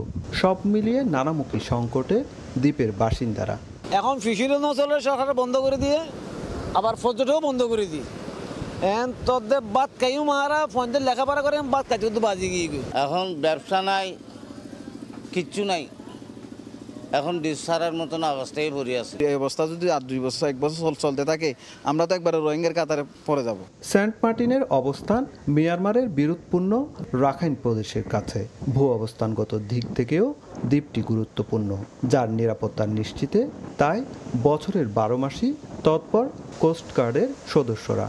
আর দ্বীপের বাসিন্দাদের সব ধরনের সহযোগিতার আশ্বাস কোস্টগার্ডের। যেহেতু তাদের জীবিকা নির্বাহটা এখন মৎস্য থেকে পর্যটন শিল্প বা অন্যদিকে ডাইভার্সন হচ্ছে আস্তে আস্তে, কোস্টগার্ড বলেন বা অন্যান্য বাহিনী বলেন, অন্যান্য সংস্থা বলেন, তার যতটুকু সর্বাত্মক সহযোগিতা করা প্রয়োজন আমরা অবশ্যই করব। 8 বর্গ কিলোমিটার আয়তনের দ্বীপটির জনসংখ্যা প্রায় 11,000।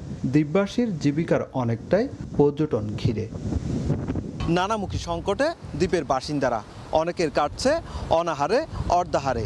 তাই দ্রুত তাদের জীবিকার সংস্থান করার দাবি। প্রবালদ্বীপ সেন্ট মার্টিন থেকে সুজাউদ্দিন রুবেল, সময় সংবাদ, কক্সবাজার। বন্ধ হয়ে যাওয়া কুমিল্লা চিড়িয়াখানা ও বোটানিক্যাল গার্ডেনের জায়গায় নির্মাণ করা হচ্ছে আধুনিক ডিসি পার্ক। থাকবে কৃত্রিম লেক, রাইড ওয়াকওয়ে, ফুডকোর্ট সহ খেলার মাঠ। আগামী 6 মাসের মধ্যে কাজ শেষ করে জনসাধারণের জন্য পার্কটি উন্মুক্ত করা হবে বলে জানান জেলা প্রশাসক। বাহার রায়হানের তথ্য ও ছবিতে রিপোর্ট। কুমিল্লার পুরাতন চিড়িয়াখানা ও বোটানিক্যাল গার্ডেনের জায়গায় নির্মাণ হচ্ছে আধুনিক ডিসি পার্ক। প্রায় 20 একর জায়গার উপর প্রকল্পের কাজ শুরু হয় চলতি বছরের 13 মে। 2026 সালে কাজ শেষ হওয়ার কথা রয়েছে। নতুন এই পার্কটি হবে সবুজে ঘেরা, থাকবে কৃত্রিম লেক, রাইড, ওয়াকওয়ে, ফুডকোর্ট সহ খেলার মাঠ। এমনকি রাখা হবে বিলুপ্তপ্রায় পশু পাখিও। নগরবাসীরা বলছেন বিনোদনের জন্য পার্কটি হবে নগরীর নতুন প্রাণকেন্দ্র। ফলে খুশি তারা। পার্কটিতে নিরাপত্তা নিশ্চিতে পুলিশ বক্স স্থাপন সহ প্রশাসনিক তদারকির দাবি স্থানীয়দের। ডিসি পার্ক হবে, আমরা ওইটার জন্য প্রতিবাদ জানাই যে ওইটা তাড়াতাড়ি হোক। এটা যদি দূরত্ব হয় আমাদের জন্য ভালো হবে আর কি। ঘোরাফেরার জন্য ভালো একটা জায়গা হবে, বিনোদন কেন্দ্র একটা পাইবো আর কি। সবুজের সমারোহ ঘটবে, প্রচুর পরিমাণে একটি প্রাকৃতিক ভারসাম্য রক্ষা করবে এবং মানুষের বিনোদনের একটি জায়গা হবে। আগামী 6 মাসের মধ্যে কাজ শেষ করে জনসাধারণের জন্য পার্কটি উন্মুক্ত করে দেয়া হবে বলে জানান জেলা প্রশাসক। এটির কার্যক্রম চলমান রয়েছে এবং এটি আশা করছি আগামী 6 মাসের মধ্যেই পার্কটি আমরা জনগণের জন্য উন্মুক্ত করে দিতে পারবো। কুমিল্লাবাসী অন্তত একটি স্থান পাবে যেখানে তারা পরিবার নিয়ে তারা নির্মল একটি সময় অতিবাহিত করতে পারে। ডিসি পার্ক নির্মাণে ব্যয় ধরা হয়েছে 23.5 কোটি টাকা।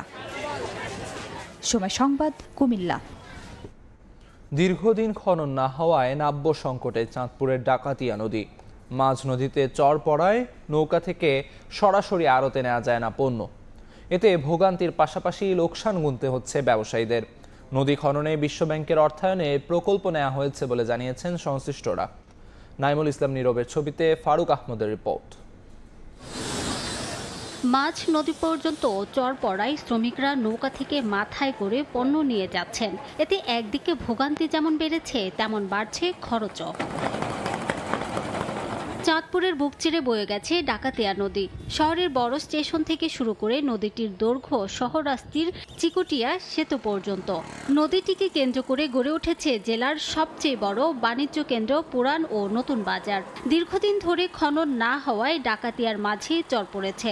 এতে সরু হয়ে গেছে নদীপথ।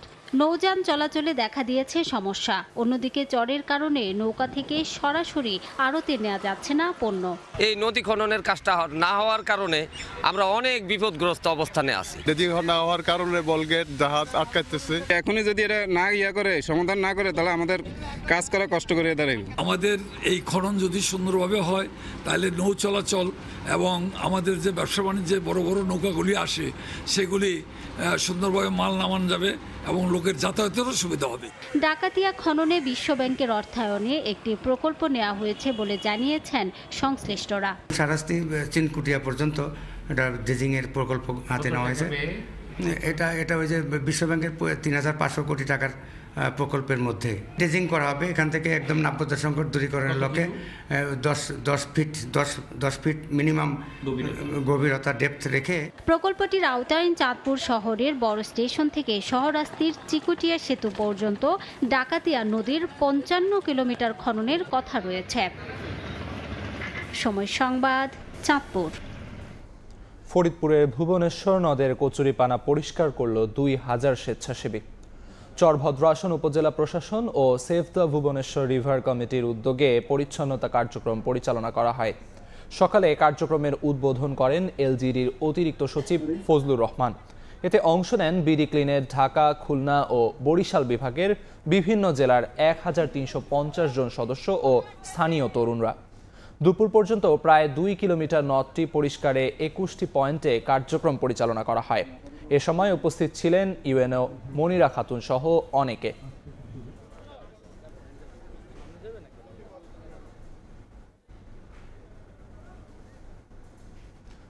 মুন্সিগঞ্জের মীর কাদিম মাছের আড়তে ইলিশ বেচাকেনার ধুম। ভোর থেকেই জমে উঠেছে বেচাকেনা। বিস্তারিত জানাতে এই মুহূর্তে সেখানে আছেন রিপোর্টার নাসির উদ্দিন উজ্জ্বল। সরাসরি যাচ্ছি তার কাছে। জ্যৈষ্ঠের ভোরেই এই রূপালী ইলিশের ঝিলিক ছড়িয়ে পড়েছে এই শতাব্দী প্রাচীন ধলেশ্বরী তীরের হাটটিতে। আপনারা লক্ষ্য করছেন যে এই হাটের যে ইলিশের যে পসরা সেটি কিন্তু বেড়েছে আগের চেয়ে, এবং এই যে ঋতু বৈচিত্র্যতার কারণেই মাছের চেহারা পাল্টেছে। এবং এখানে যে ইলিশ এসছে এগুলো কিন্তু উপকূল এলাকার ইলিশ বেশি, এবং অনেকে পদ্মার ইলিশ বললেও কিন্তু আসলে সেভাবে পদ্মার প্রকৃত ইলিশ কিন্তু এখানে মিলছে না। এবং যে এই বিশাল আকারে যে অঞ্চলের সবচেয়ে বড় হাট, সেখানে কিন্তু এখানকার যে খাল বিলের নানা রকম যে সব মাছ, বর্ষার যে আগমনী বার্তা প্রকৃতিতে, সেই মাছের মধ্যে কিন্তু সেই বার্তা ছড়িয়ে পড়েছে। এবং এখানে কিন্তু দেশি শিং উঠেছে, মাগুর উঠেছে। এই সময়টাতে তারা বলছেন যে এই মাছগুলো বেশি পাওয়া যাচ্ছে। এবং এখানকার যে শোল মাছ সেটিও কিন্তু প্রচুর এসছে বাজারে। এবং এখানকার যে ধলেশ্বরীতে যে বিভিন্ন রকম যে চেওয়া মাছ থেকে শুরু করে বাল্যা, মেনি মাছ, সেগুলো কিন্তু আমরা দেখছি যে বাজারে আজকে এসছে। এবং তারা বলছেন যে বর্ষার আগ মুহূর্তেই এইসব মাছের সরবরাহটা বেড়ে যায়। এছাড়াও কিন্তু নদীর পাঙ্গাস আছে, তারপর চাষের পাঙ্গাস, চাষের রুই, এই সব বাজারে আছে। তবে ইলিশ যে আজকে দাম অন্য দিনের তুলনায় কিন্তু কমেছে, এবং 1 কেজির উপরে যে ইলিশগুলো রয়েছে সেগুলো বিক্রি হচ্ছে 2500 টাকা কেজি দরে। আর 1 কেজির মধ্যে যেগুলো রয়েছে সেগুলো কিন্তু 2200 টাকা পর্যন্ত বিক্রি হচ্ছে। আর একেবারে ছোট আকারের ইলিশ কিন্তু আজ বিক্রি হচ্ছে 800 টাকা কেজিতে। এছাড়া যে নদীর পাঙ্গাস সেগুলো কিন্তু 600 থেকে 1000 টাকা কেজিতে বিক্রি হচ্ছে। এবং এখানে কিন্তু নদীর যে কাতল সেটি কিন্তু 650 থেকে 900 টাকা দাম উঠেছে এবং শোল মাছের দাম উঠেছে কিন্তু 250 থেকে 700 টাকা পর্যন্ত। আর এখানকার যে চাষের কই সেগুলো কিন্তু আজও বিক্রি হচ্ছে 200 টাকা পর্যন্ত, আর একেবারে নিচে 180 টাকা। এবং আপনারা দেখছেন যে রুইগুলো এগুলো কিন্তু চাষের রুই এবং এই চাষের রুইয়ের দাম কিন্তু 400 টাকা পর্যন্ত এবং নিচে 250 টাকাও বিক্রি হচ্ছে। এবং এখানকার যে চাষের কাতলও রয়েছে সেই কাতল কিন্তু বিক্রি হচ্ছে নিলামে, ডাকে, ভোর থেকে বিক্রি হচ্ছে। এবং এইসব মাছের অনেকগুলো কিন্তু দেশের বিভিন্ন অঞ্চল থেকে, নাটোর থেকে এসছে এবং তারা বলছেন যে অন্তত 15টি জেলা থেকে কিন্তু এই মাছ আসে। এবং এখানকার যে কিছু চ্যালেঞ্জ তারা বলছেন যে নদীর নাব্য সংকটের কারণে কিন্তু এই পাশেই যে লঞ্চ ঘাট রয়েছে সেখানে লঞ্চ ভিড়তে না পারবার কারণে দক্ষিণাঞ্চলে মাছগুলো তাদের মুন্সিগঞ্জে কিন্তু ট্রলার দিয়ে নামিয়ে এখানে আনতে হচ্ছে। এবং এই সড়কে ঢোকার পথে কিন্তু ব্রিজ ভেঙে আছে অনেকদিন, যেগুলো নতুন নির্মাণ করা হচ্ছে সেখানে কিন্তু সরু পথ। এরকম চ্যালেঞ্জের কারণে কিন্তু তারা খোলা আকাশের নিচে বৃষ্টিতে ভিজে এই যে বাজারটি পরিচালনা করছে। এই ছিল মুন্সিগঞ্জ থেকে এই মাছের হাটের সবশেষ খবর। মুন্সিগঞ্জের মীর কাদিম মাছের আড়ত থেকে সবশেষ জানাচ্ছিলেন সহকর্মী নাসির উদ্দিন উজ্জ্বল। সাভারের বাইপাইল পাইকারি মৎস্য আড়তে সব মাছের দাম চড়া। বেশি দামে আড়ত থেকে কিনে পাড়া মহল্লায় বিক্রি করতে হিমশিম খেতে হচ্ছে খুচরা ব্যবসায়ীদের। তবে ক্রেতা কম থাকায় বিক্রিতে ভাটার কথা বলছেন আড়তদাররা। মুজাফফর হোসেন জয়ের তথ্য ও মনির হোসেনের ছবি নিয়ে রিপোর্ট। সাপ্তাহিক ছুটির দিনে কাকডাকা ভোর থেকেই মাছের পসরা সাভারের বাইপাইল পাইকারি মৎস্য আড়তে। চাষের পাশাপাশি আছে নদী ও সামুদ্রিক মাছও। দেশের বিভিন্ন জেলা থেকে নানা প্রজাতির মাছ আসে এই বাজারে। এখান থেকে কিনে পাড়া মহল্লায় বিক্রি করেন খুচরা ব্যবসায়ীরা। অনেক খুচরা ক্রেতাও পুরো মাসের বাজার সারেন এই মৎস্য আড়ত থেকে। বাজারে মাছের যোগান ভালো থাকলেও দাম চড়া। পাইকারিতে প্রতি কেজি ইলিশ বিক্রি হচ্ছে 2600 টাকা। রুই, কাতল, পুঁটির দর 200 থেকে 250। এছাড়া পাঙ্গাস 140, তেলাপিয়া 120 থেকে 200, চিংড়ি 550 টাকা কেজিতে বিক্রি হচ্ছে। খুচরা ব্যবসায়ীরা বলছেন বেশি দামে আড়ত থেকে মাছ কিনে পাড়া মহল্লায় বিক্রি করতে হিমশিম খেতে হচ্ছে তাদের। মাছের দাম ভাই বাড়তি, দুদিন আগে একটু কম ছিল, যে অবস্থা এদিকে কিনা সেদিকে মহল্লায় বেচা আমরা ভাই সম্ভব হইতে। আড়তদারদের দাবি সাপ্তাহিক ছুটির দিন ও ঈদ আসন্ন হওয়ায় দাম কিছুটা বাড়তি। ক্রেতা কম থাকায় মাছের বিক্রি কম বলেও জানান তারা। মাছের বাজার অত্যন্ত খারাপ, কাস্টমার কম, মাছের দাম কম, কিন্তু ইলিশ মাছ না থাকার কারণে একটু দাম বেশি, আর সর্বপ্রকারের মাছের দাম। বাইপাইল পাইকারি মৎস্য আড়তে প্রতিদিন ভোর 6টা থেকে সকাল 8টা পর্যন্ত প্রায় কোটি টাকার উপরে বেচা কেনা হয়। সময় সংবাদ, সাভার। চট্টগ্রামে এবার কোরবানির জন্য প্রস্তুত 8,60,000 গবাদি পশু। ঘাটতি রয়েছে 35,000। 3 পার্বত্য জেলাসহ দেশের বিভিন্ন অঞ্চল থেকে আসা গরু দিয়ে ঘাটতি চাহিদা পূরণ হবে বলে জানান জেলা প্রাণী সম্পদ কর্মকর্তা। ঈদুল আজহা সামনে রেখে পশুর বাড়তি পরিচর্যা করছেন খামারিরা। বিস্তারিত জানাচ্ছেন পার্থপ্রতিম বিশ্বাস। চট্টগ্রাম শহর ও গ্রামে গড়ে উঠেছে বড় আকারের অনেক গরুর খামার। নগরে 100-রও বেশি এগ্রো খামার রয়েছে। এখানে দেশীয় পাশাপাশি বিদেশি জাতের গরুও লালন পালন করা হচ্ছে। এবার চট্টগ্রামে কোরবানির চাহিদা প্রায় 8,96,000। এর মধ্যে কোরবানিযোগ্য গবাদি পশুর উৎপাদন 8,60,000, ঘাটতি প্রায় 35,000। 3 পার্বত্য জেলা কুষ্টিয়া, ফরিদপুর সহ বিভিন্ন জায়গা থেকে আসা গরু থেকে ঘাটতি পূরণ করা হবে বলে জানান জেলা প্রাণী সম্পদ কর্মকর্তা। অবশ্যই আমাদের দেশীয় যথেষ্ট উৎপাদন আছে এবং আমাদের উদ্বৃত্ত থাকবে দেশীয় উৎপাদন। আমাদের কিছু কিছু জেলা ঘাটতি আছে, আবার কিছু কিছু জেলা বেশি আছে। ওভারঅল সারা বাংলাদেশে আমাদের দেখা যায় যে গরু উদ্বৃত্ত আছে, সুতরাং আমাদের বাইরের গরু আসার প্রশ্নই ওঠে না।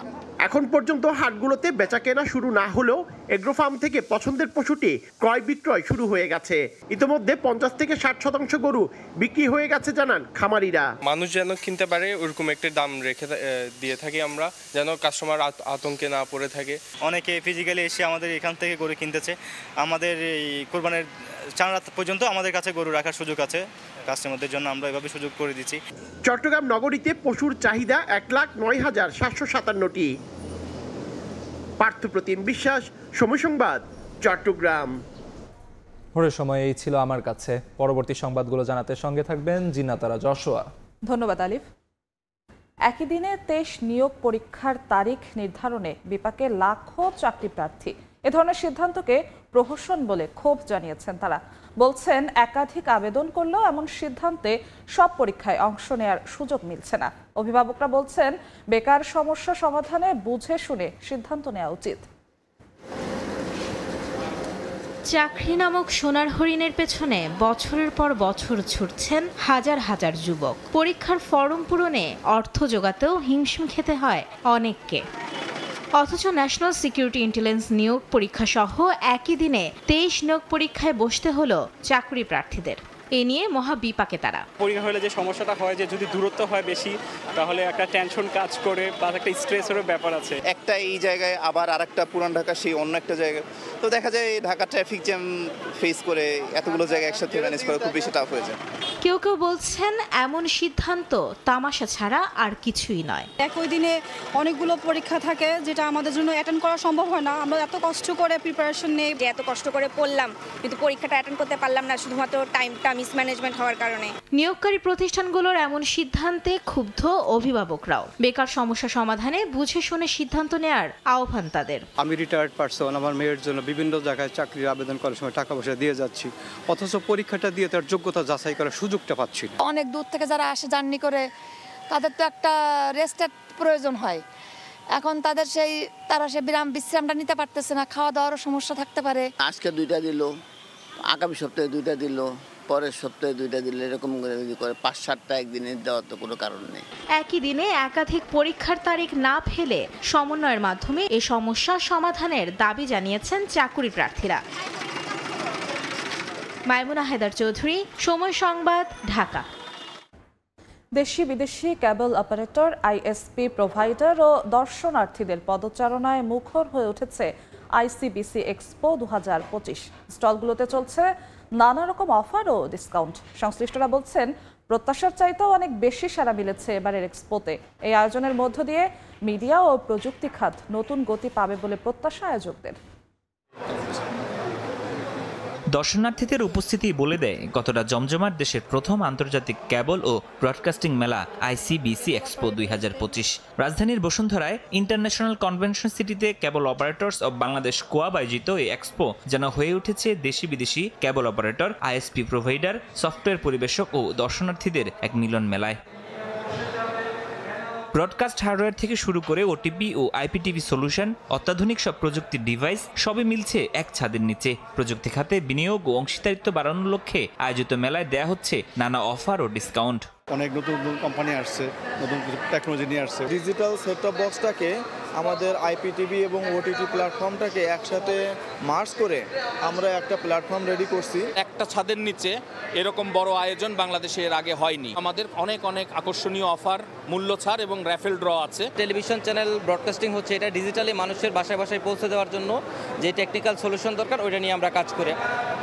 আয়োজকদের প্রত্যাশা এই এক্সপোর মাধ্যমে মিডিয়া ও প্রযুক্তি খাত পাবে নতুন গতি, গ্রাহকরা পাবেন নতুন নতুন অভিজ্ঞতা। ডিজিটালাইজেশন কমপ্লিট করলে পরে গ্রাহককে উন্নত সেবা দিতে পারবো, আনলিমিটেড নাম্বার অফ চ্যানেলস আমরা দিতে পারবো, স্বচ্ছ পিকচার, নিখুঁত শব্দ এবং গ্রাহক তার চাহিদা অনুযায়ী বিনোদনের সেবা পাবে। সেই লক্ষ্যকে সামনে নিয়ে আমাদের এই মেলার আয়োজন। টেকনোলজি সারা পৃথিবীতে চেঞ্জ হচ্ছে, সবারই এসে এখানে টেকনোলজি সম্বন্ধে জানতে পারছে, দেখতে পারছে, এবং সেটাই হচ্ছে আমাদের সার্থকতা। আইসিবিসি এক্সপোতে অংশ নিয়েছে বাংলাদেশ, চীন সহ বিশ্বের বিভিন্ন দেশের শতাধিক প্রতিষ্ঠান। প্রদর্শনীটির রাজশাহী বিশ্ববিদ্যালয়ে ভূমিকম্প এবং টেকসই বাংলাদেশের জন্য ভূতত্ত্ববিদদের ভূমিকা শীর্ষক সেমিনার অনুষ্ঠিত হয়েছে। শুক্রবার দিনব্যাপী বিশ্ববিদ্যালয়ের দ্বিতীয় বিজ্ঞান ভবনে ভূতত্ত্ব ও খনিবিদ্যা বিভাগ এবং বাংলাদেশ ভূতাত্ত্বিক সমিতির যৌথ উদ্যোগে এর আয়োজন করা হয়। সেমিনারে ভূমিকম্প নিয়ে গবেষণা, ঝুঁকি মূল্যায়ন এবং জনসচেতনতা তৈরিতে ভূতত্ত্ববিদদের ভূমিকা কতটা গুরুত্বপূর্ণ সেটি উঠে আসে। বক্তারা বলেন, বাংলাদেশের ভূমিকম্প সচেতনতায় এখনই আমাদের বড় আকারে ঝুঁকি মানচিত্র হালনাগাদ, অবকাঠামো মূল্যায়ন ও জনগণকে প্রস্তুত করার উদ্যোগ নিতে হবে।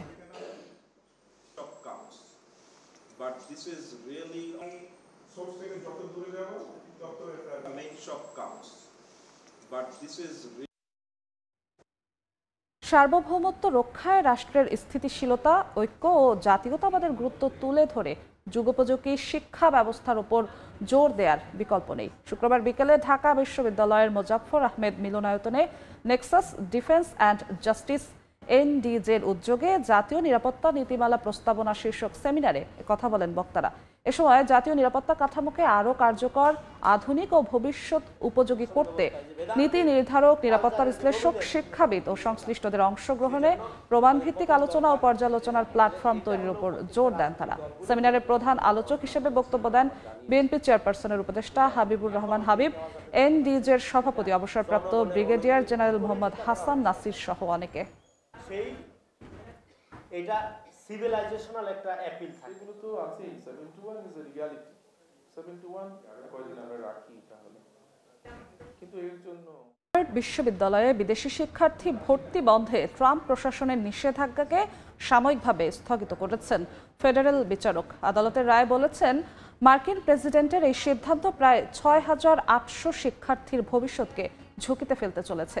এতে উদ্বেগ দেখা দিয়েছে বিদেশি শিক্ষার্থীদের মাঝে।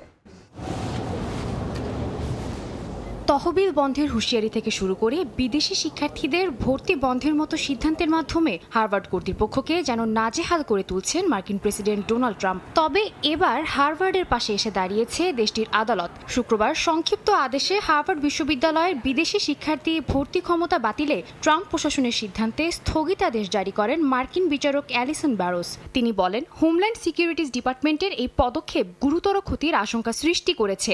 অতএব নির্দেশটি আদালতের পূর্ণাঙ্গ বিবেচনার আগে কার্যকর হওয়া উচিত নয়। আদেশে বিচারক উল্লেখ করেন, প্রশাসনের সিদ্ধান্ত ৬,৮০০ বিদেশি শিক্ষার্থীর শিক্ষাজীবন ও বৈধ অবস্থানকে হুমকির মুখে ফেলে দিয়েছে। হার্ভার্ডের পক্ষে মামলায় দাবি করা হয়, সরকারের এই পদক্ষেপ আইন ও মত প্রকাশের স্বাধীনতা সুস্পষ্ট লঙ্ঘন, যার মাধ্যমে বিশ্ববিদ্যালয়ের ১/৪ শিক্ষার্থীকে মাত্র একটি চিঠির মাধ্যমে মুছে ফেলতে চেয়েছে প্রশাসন। হোয়াইট হাউসের অভিযোগ, চরমপন্থী আন্দোলন ও ইসরায়েল বিরোধী মনোভাব দমনে যথেষ্ট পদক্ষেপ নেয়নি হার্ভার্ড, বরং চীনা কমিউনিস্ট পার্টির সঙ্গে যোগসাজশ রয়েছে বিশ্ববিদ্যালয়। হার্ভার্ড এসব অভিযোগকে ভিত্তিহীন ও রাজনৈতিক উদ্দেশ্য প্রণোদিত বলে দাবি করে। বিশ্ববিদ্যালয়ের প্রেসিডেন্ট অ্যালান গার্বার জানান, এই সিদ্ধান্ত মূলত সরকারের প্রতিশোধমূলক আচরণ, যা হার্ভার্ডের পাঠ্যক্রম, শিক্ষক নিয়োগ ও ভর্তি পরীক্ষায় হস্তক্ষেপের চেষ্টা। এই সিদ্ধান্তে চীনা শিক্ষার্থীদের মধ্যে সবচেয়ে বেশি উদ্বেগ ছড়িয়ে পড়ে। শিক্ষার্থীদের মধ্যে কেউ কেউ জানান, ইমিগ্রেশন পুলিশের তল্লাশির আশঙ্কায় তারা আতঙ্কে রয়েছেন। কেউ কেউ বিমানের টিকিট কেটে ফেরার প্রস্তুতি নিয়েও শেষ মুহূর্তে যাত্রা বাতিল করেছেন। সাদিয়া তাসনিম, সময় সংবাদ। যুক্তরাষ্ট্র ইউরোপীয় ইউনিয়নের বাণিজ্য উত্তেজনা ফের চরমে। আলোচনায় অগ্রগতি না হওয়ায় ইইউর পণ্যে ৫০% শুল্ক আরোপের সুপারিশ করেছেন মার্কিন প্রেসিডেন্ট ডোনাল্ড ট্রাম্প, যা কার্যকর হবে ১ জুন থেকেই। একই সঙ্গে ভারত কিংবা অন্য দেশে উৎপাদিত আইফোনের প্রতিটি সেটে অন্তত ২৫% শুল্ক বসানোর হুমকি দিয়েছেন তিনি। বাণিজ্য নিয়ে বেশ কিছুদিন ধরেই সম্পর্কে টানাপোড়েন চলছে যুক্তরাষ্ট্র ও ইউরোপীয় ইউনিয়নের মধ্যে। দুপক্ষ আলোচনা করছে এমন খবরও প্রচার হয় বিভিন্ন আন্তর্জাতিক গণমাধ্যমে। তবে শুল্ক সংক্রান্ত আলোচনায় কোনো অগ্রগতি হয়নি বলে জানিয়েছে মার্কিন প্রেসিডেন্ট ডোনাল্ড ট্রাম্প। বিষয়টির সুরাহা না হওয়ায় ইউরোপীয় ইউনিয়নের সব পণ্যে সরাসরি ৫০% শুল্ক আরোপের ঘোষণা দিয়েছেন ট্রাম্প, যা কার্যকর হবে ১ জুন থেকে। ইউরোপীয় ইউনিয়নের সঙ্গে যুক্তরাষ্ট্রের বার্ষিক বাণিজ্য ঘাটতি $২৫০ বিলিয়ন ছাড়িয়ে গেছে, যেটিকে অগ্রহণযোগ্য বলছে ওয়াশিংটন। বিপুল ঘাটতি মেটাতেই ট্রাম্প নতুন এই সিদ্ধান্ত নিয়েছেন বলে দাবি করা হচ্ছে। এদিকে শুল্ক আরোপের ঘোষণার পরই মার্কিন শেয়ার বাজারের সূচক ১% পড়ে যায়।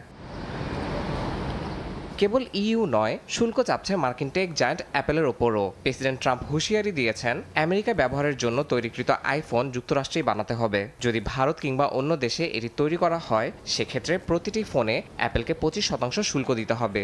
এরই মধ্যে অ্যাপেলের সিইও টিম কুককে এই সিদ্ধান্ত জানানো হয়েছে। মার্কিন প্রেসিডেন্টের এই আক্রমণাত্মক শুল্ক নীতি বিশ্ব বাণিজ্যে নতুন করে অনিশ্চয়তা তৈরি করেছে। ইউরোপ বলছে তারা যুক্তরাষ্ট্রের সঙ্গে ভারসাম্যপূর্ণ ও ন্যায্য বাণিজ্য চুক্তি চায়, কিন্তু একতরফা চাপের মুখে সমাধান কঠিন। দুই পক্ষের পরবর্তী আলোচনার উপরই এখন নির্ভর করছে এই শুল্ক যুদ্ধ কতদূর গড়াবে। ইয়াসিন মোহাম্মদ জিসান, সময় সংবাদ। ইউক্রেন রাশিয়া যুদ্ধের ইতিহাসে সবচেয়ে বড় বন্দি বিনিময় হয়েছে শুক্রবার। উভয় পক্ষ ৩৯০ জন করে সামরিক ও বেসামরিক বন্দীকে মুক্তি দিয়েছে এবং পরবর্তী দিনগুলোতে আরও বন্দি ছাড়ের ঘোষণা এসেছে। মস্কোর পক্ষ থেকে জানানো হয়েছে বন্দি বিনিময় শেষ হলেই তারা একটি খসড়া শান্তি চুক্তি ইউক্রেনকে দেবে। অপরদিকে জেলেনস্কি আবারও রাশিয়ার ওপর যুদ্ধবিরতির জন্য চাপ বৃদ্ধির আহ্বান জানিয়েছেন। মস্কো কিয়েভ যুদ্ধবিরতি নিয়ে দেখা যাচ্ছে আশার আলো। তুরস্কে রাশিয়া, ইউক্রেন ও যুক্তরাষ্ট্রের ত্রিপাক্ষিক বৈঠকের পর অগ্রগতি হয়েছে যুদ্ধবিরতি আলোচনায়। এই বৈঠকে নেওয়া সিদ্ধান্তেই শুক্রবার ২৭০ জন সামরিক ও ১২০ জন বেসামরিক নাগরিককে মুক্তি দিয়েছে উভয় দেশ। বন্দি বিনিময়ের এই চুক্তি অনুযায়ী ১,০০০ বন্দীকে মুক্তি দেওয়ার পরিকল্পনা রয়েছে দেশ দুটির। ইউক্রেনীয় প্রেসিডেন্ট ভলোদিমির জেলেনস্কি বলেন, প্রত্যেক ইউক্রেনীয় সেনা ও বেসামরিক নাগরিক যারা রাশিয়ায় বন্দী আছেন তাদের মুক্ত করাই কিয়েভের লক্ষ্য। এছাড়াও রাশিয়ার উপর চাপ বাড়াতে বিশ্ববাসীর প্রতি আহ্বানও জানান জেলেনস্কি। রাশিয়ার উপর চাপ বাড়ানোর এটাই উপযুক্ত সময়। এতে শুধু ফল আসবে তা নয়, বরং যা যা আমাদের পাওয়া উচিত সবটাই পাওয়া যাবে। আমাদের যখন যুদ্ধবিরতি প্রয়োজন তখন রুশরা তথাকথিত স্মারকলিপি তৈরিতে ১ সপ্তাহ অতিবাহিত করেছে। এটি অবশ্যই উপহাসের সামিল। বন্দীদের স্বাগত জানাতে বন্দর এলাকাগুলোতে ভিড় করেন স্বজনরা। হাতে প্রিয়জনের ছবি আর চোখে প্রতীক্ষার জল। দীর্ঘ সময় পর স্বজনদের কাছে পেয়ে আবেগ আপ্লুত হয়ে পড়েন অনেকেই। এদিকে রাশিয়ার পক্ষ থেকে জানানো হয়েছে বন্দি বিনিময় শেষ হলেই তারা একটি খসড়া শান্তি চুক্তি ইউক্রেনের সামনে উপস্থাপন করবে। রুশ পররাষ্ট্রমন্ত্রী সার্গেই লাভরভ বলেন, একটি দীর্ঘমেয়াদী টেকসই শান্তি চুক্তির কাঠামো তৈরিতে তারা প্রস্তুত। যুক্তরাষ্ট্রের প্রেসিডেন্ট ডোনাল্ড ট্রাম্প এই বিনিময়কে স্বাগত জানিয়ে বলেন, এটি বড় কিছুর সূচনা হতে পারে। তবে যুদ্ধবিরতির প্রস্তাবে এখনও রাজি হয়নি ক্রেমলিন। আর ভ্যাটিকানকে শান্তি আলোচনার সম্ভাব্য ভেন্যু বানানোর প্রস্তাবও লাভরভ প্রত্যাখ্যান করেছেন। সাদিয়া তাসনিম, সময় সংবাদ। ভারত পাকিস্তান টানাপোড়েনের মধ্যেই বেইজিংয়ে চীন, পাকিস্তান ও আফগানিস্তানের মধ্যে একটি গুরুত্বপূর্ণ ত্রিপাক্ষিক বৈঠক অনুষ্ঠিত হয়েছে। প্রায় ৪ বছর ধরে বন্ধ থাকা কূটনৈতিক সম্পর্ক পুনঃস্থাপন করতে রাজি হয়েছে কাবুল ও ইসলামাবাদ। বৈঠকে নিরাপত্তা, সন্ত্রাস দমন ও আঞ্চলিক বাণিজ্যে চীনের সক্রিয় ভূমিকার কথা স্পষ্ট করে বলা হয়। ভারত পাকিস্তান চলমান দ্বন্দ্বের মধ্যেই ২১ মে বেইজিংয়ে হয়ে গেল চীন, পাকিস্তান ও আফগানিস্তানের পররাষ্ট্রমন্ত্রীদের অনানুষ্ঠানিক ত্রিপাক্ষিক বৈঠক, যেখানে মুখোমুখি হয় পুরানো মিত্ররা। আলোচনার অর্জন, পাকিস্তান ও আফগানিস্তান অবশেষে কূটনৈতিক সম্পর্ক পুনঃস্থাপনে সম্মত হয়েছে। চীনা পররাষ্ট্রমন্ত্রী ওয়াং ই জানান, উভয় পক্ষ নীতিগতভাবে দূতাবাস চালু ও রাষ্ট্রদূত বদলের বিষয়ে রাজি হয়েছে। চীন এই উদ্যোগকে স্বাগত জানিয়ে প্রতিশ্রুতি দিয়েছে আফগানিস্তান পাকিস্তান সম্পর্ক জোরদারে সব ধরনের সহায়তা করবে। পাশাপাশি চীন পাকিস্তান অর্থনৈতিক করিডোর প্রকল্পকে এবার আফগানিস্তান পর্যন্ত সম্প্রসারণের ঘোষণা দিয়েছে দেশটি। ২০১৭ সালে এই ত্রিপাক্ষিক সম্পর্কের উত্থান হলেও ২০২১ সালে তালেবান ক্ষমতায় ফেরার পর পাকিস্তানের সঙ্গে সম্পর্ক নড়বড়ে হয়ে পড়ে। পাকিস্তানের অভিযোগ, তালেবান সরকার সীমান্ত পেরিয়ে হামলা চালানো তেহরিকে তালেবান পাকিস্তানকে আশ্রয় দিচ্ছে, যদিও কাবুল তা বরাবর অস্বীকার করে আসছে। চীনা প্রকল্পে কর্মরত অন্তত ২০,০০০ নাগরিকের নিরাপত্তা নিয়ে উদ্বিগ্ন বেইজিং, কারণ ২০২১ সালের পর থেকে আফগানদের হামলায় নিহত হয়েছেন অন্তত ২০ জন চীনা নাগরিক। অন্যদিকে পূর্ব তুর্কিস্তান ইসলামিক মুভমেন্টের তৎপরতা নিয়েও আফগানিস্তানের উপর ক্ষুব্ধ চীন। এ অবস্থায় চীন ও পাকিস্তান উভয়ই আফগানিস্তানের নিরাপত্তাকে সর্বোচ্চ অগ্রাধিকার দিচ্ছে। তবে ভিন্ন পথে হাঁটছে কাবুল ও নয়াদিল্লি। ভারতের পররাষ্ট্রমন্ত্রীর সঙ্গে আফগান পররাষ্ট্রমন্ত্রীর ফোন আলাপ এবং তালেবান নেতাদের দিল্লি সফর পাকিস্তানের জন্য অস্বস্তির বার্তা হয়ে উঠেছে। বিশ্লেষকরা বলছেন, তালেবান এখন কৌশলে ভারসাম্য রাখার চেষ্টা করলেও এই ঘনিষ্ঠতা ইসলামাবাদ ও বেইজিংয়ের নজরে থাকবে। সাদিয়া তাসনিম, সময় সংবাদ। রোমে ইরান যুক্তরাষ্ট্র ৫ম দফার বৈঠকের পরেও নিজ নিজ অবস্থানে অটল দুই দেশ। তবে এবারের আলোচনায় বেশ কিছু নতুন প্রস্তাব উত্থাপন করা হয়েছে বলে জানায় ওমান। জানিয়ে দেশগুলোর রাজধানীতে আলোচনার কথা রয়েছে। মধ্যস্থতাকারী এই দেশের মতে ৫ম দফার এই আলোচনায় সীমিত অগ্রগতি হয়েছে। ইরানের পররাষ্ট্রমন্ত্রী জানান, এখন পর্যন্ত যুক্তরাষ্ট্রের সঙ্গে এটিই ছিল সবচেয়ে পেশাদার বৈঠক।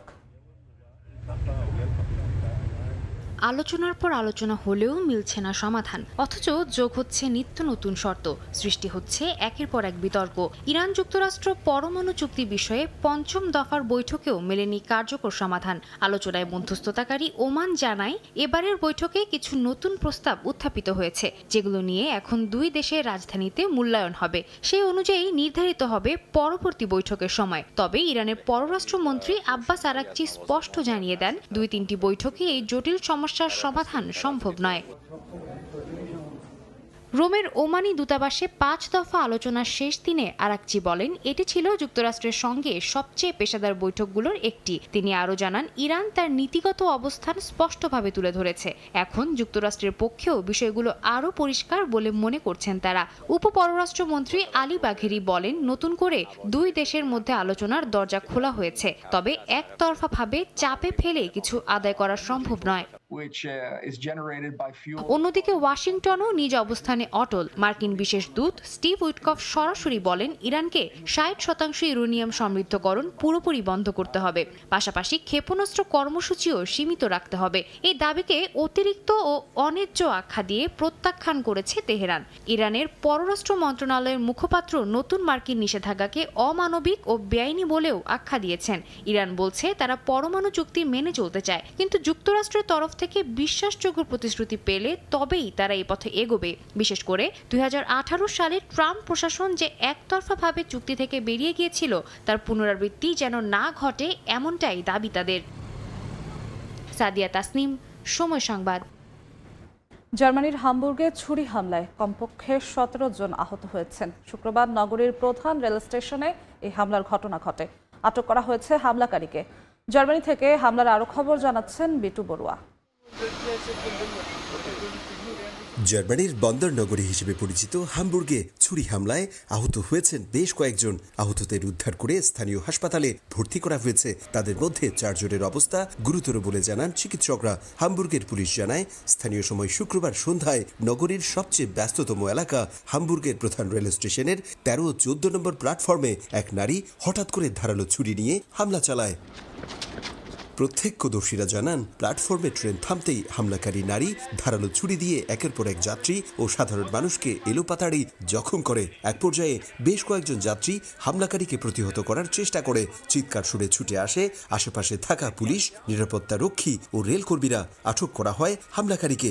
উদ্ধার করা হয় রক্ত মাখা ছুরি।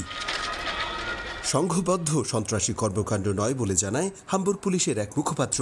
৩৯ বছর বয়সী হামলাকারীর বিরুদ্ধে অতীতে অপরাধের কোনো অভিযোগ আছে কিনা তা খতিয়ে দেখা হচ্ছে। তবে কি উদ্দেশ্যে এই হামলা তা এখনও পরিষ্কার নয় বলে জানান পুলিশের এক কর্মকর্তা। এদিকে হামলার পরপরই বন্ধ রাখা হয় দূর ও স্বল্প পাল্লার সব ধরনের রেল যোগাযোগ। এতে ভোগান্তির শিকার হন হাজারো যাত্রী। আহতদের প্রতি গভীর সমবেদনা জানায় রেল কর্তৃপক্ষ, ডয়েচে বাহন। জার্মানি থেকে বিটু বড়ুয়া, সময় সংবাদ। ভোরের সময় আরও থাকছে। কাল দুবাই থেকে পাকিস্তান যাচ্ছে বাংলাদেশ দল। লাহোরে লিটনদের নিরাপত্তায় থাকবে সেনাবাহিনীর সদস্যরা।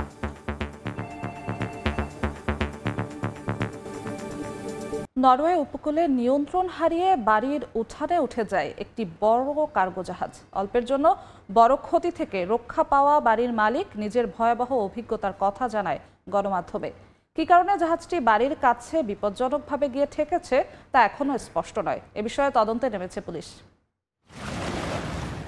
বিশাল জাহাজ সাগর ছেড়ে সোজা উঠে এসেছে মাটিতে। ১৩৫ মিটার দীর্ঘ এনসিএল সালতেন নামের পণ্যবাহী জাহাজটি বৃহস্পতিবার ভোরে নরওয়ের ট্রন্ডহেইমের উপকূলে নিয়ন্ত্রণ হারিয়ে চলে আসে উহান হেলবার্গ নামের এক ব্যক্তির বাড়ির কাছে। হেলবার্গ জানান, এদিন প্রতিবেশীর ডাকে ঘুম ভাঙলে জানালা দিয়ে তাকিয়ে তিনি দেখেন জাহাজটি তীরের দিকে ধেয়ে আসছে। প্রতিবেশীরা হাত নেড়ে এটিকে সতর্ক করার চেষ্টা করেও কোনো লাভ হয়নি। কোনো কিছুই থামাতে পারেনি বিশালাকার এই জাহাজটিকে। আমি আধা ঘুমের মধ্যে শুনি একটা নৌকা যাচ্ছে মনে হলো। উঠে জানালা দিয়ে দেখি জাহাজটা সরাসরি তীরের দিকে আসছে। হাত নাড়িয়ে সিগন্যাল দেই, শীর্ষও দেই। প্রতিবেশীরা জানান, হেলবার্গের বাড়ি থেকে মাত্র কয়েক মিটার দূরে থেমে যায় জাহাজটি। একটু এদিক সেদিক হলেই সরাসরি বাড়ির ওপর এটি আঘাত হানত বলে জানান তারা। জাহাজটিতে 16 জন ক্রু ছিলেন, কারো কোনো ক্ষতি হয়নি বলে জানিয়েছে পুলিশ। তবে কী কারণে এত বড় একটি জাহাজ বাড়ির কাছে বিপজ্জনকভাবে গিয়ে ঠেকেছে তা এখনও স্পষ্ট নয়। বিস্তারিত জানতে শুরু হয়েছে তদন্ত। বাড়ির উঠানে জাহাজ চলে আসার ঘটনা দেশজুড়ে আলোড়ন তুলেছে। ইয়াসমিন অনন্যা, সময় সংবাদ।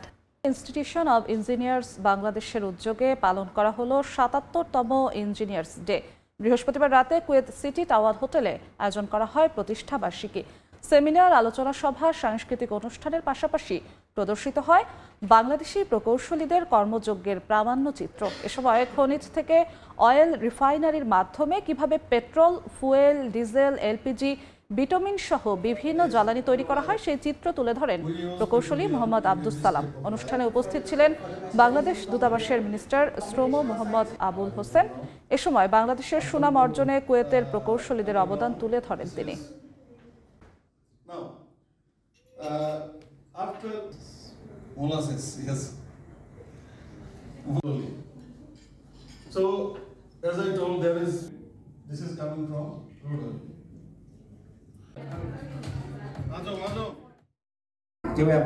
কেউ একটা প্রতিষ্ঠানে বড় পজিশনে আছেন, একটা প্রতিষ্ঠানে যখন একজন বড় পজিশনে থাকে তিনি কিন্তু ইচ্ছা করলে ইনফ্লুয়েন্স করতে পারেন যে আমার একজন বাংলাদেশি নেন, উনিও পারবেন।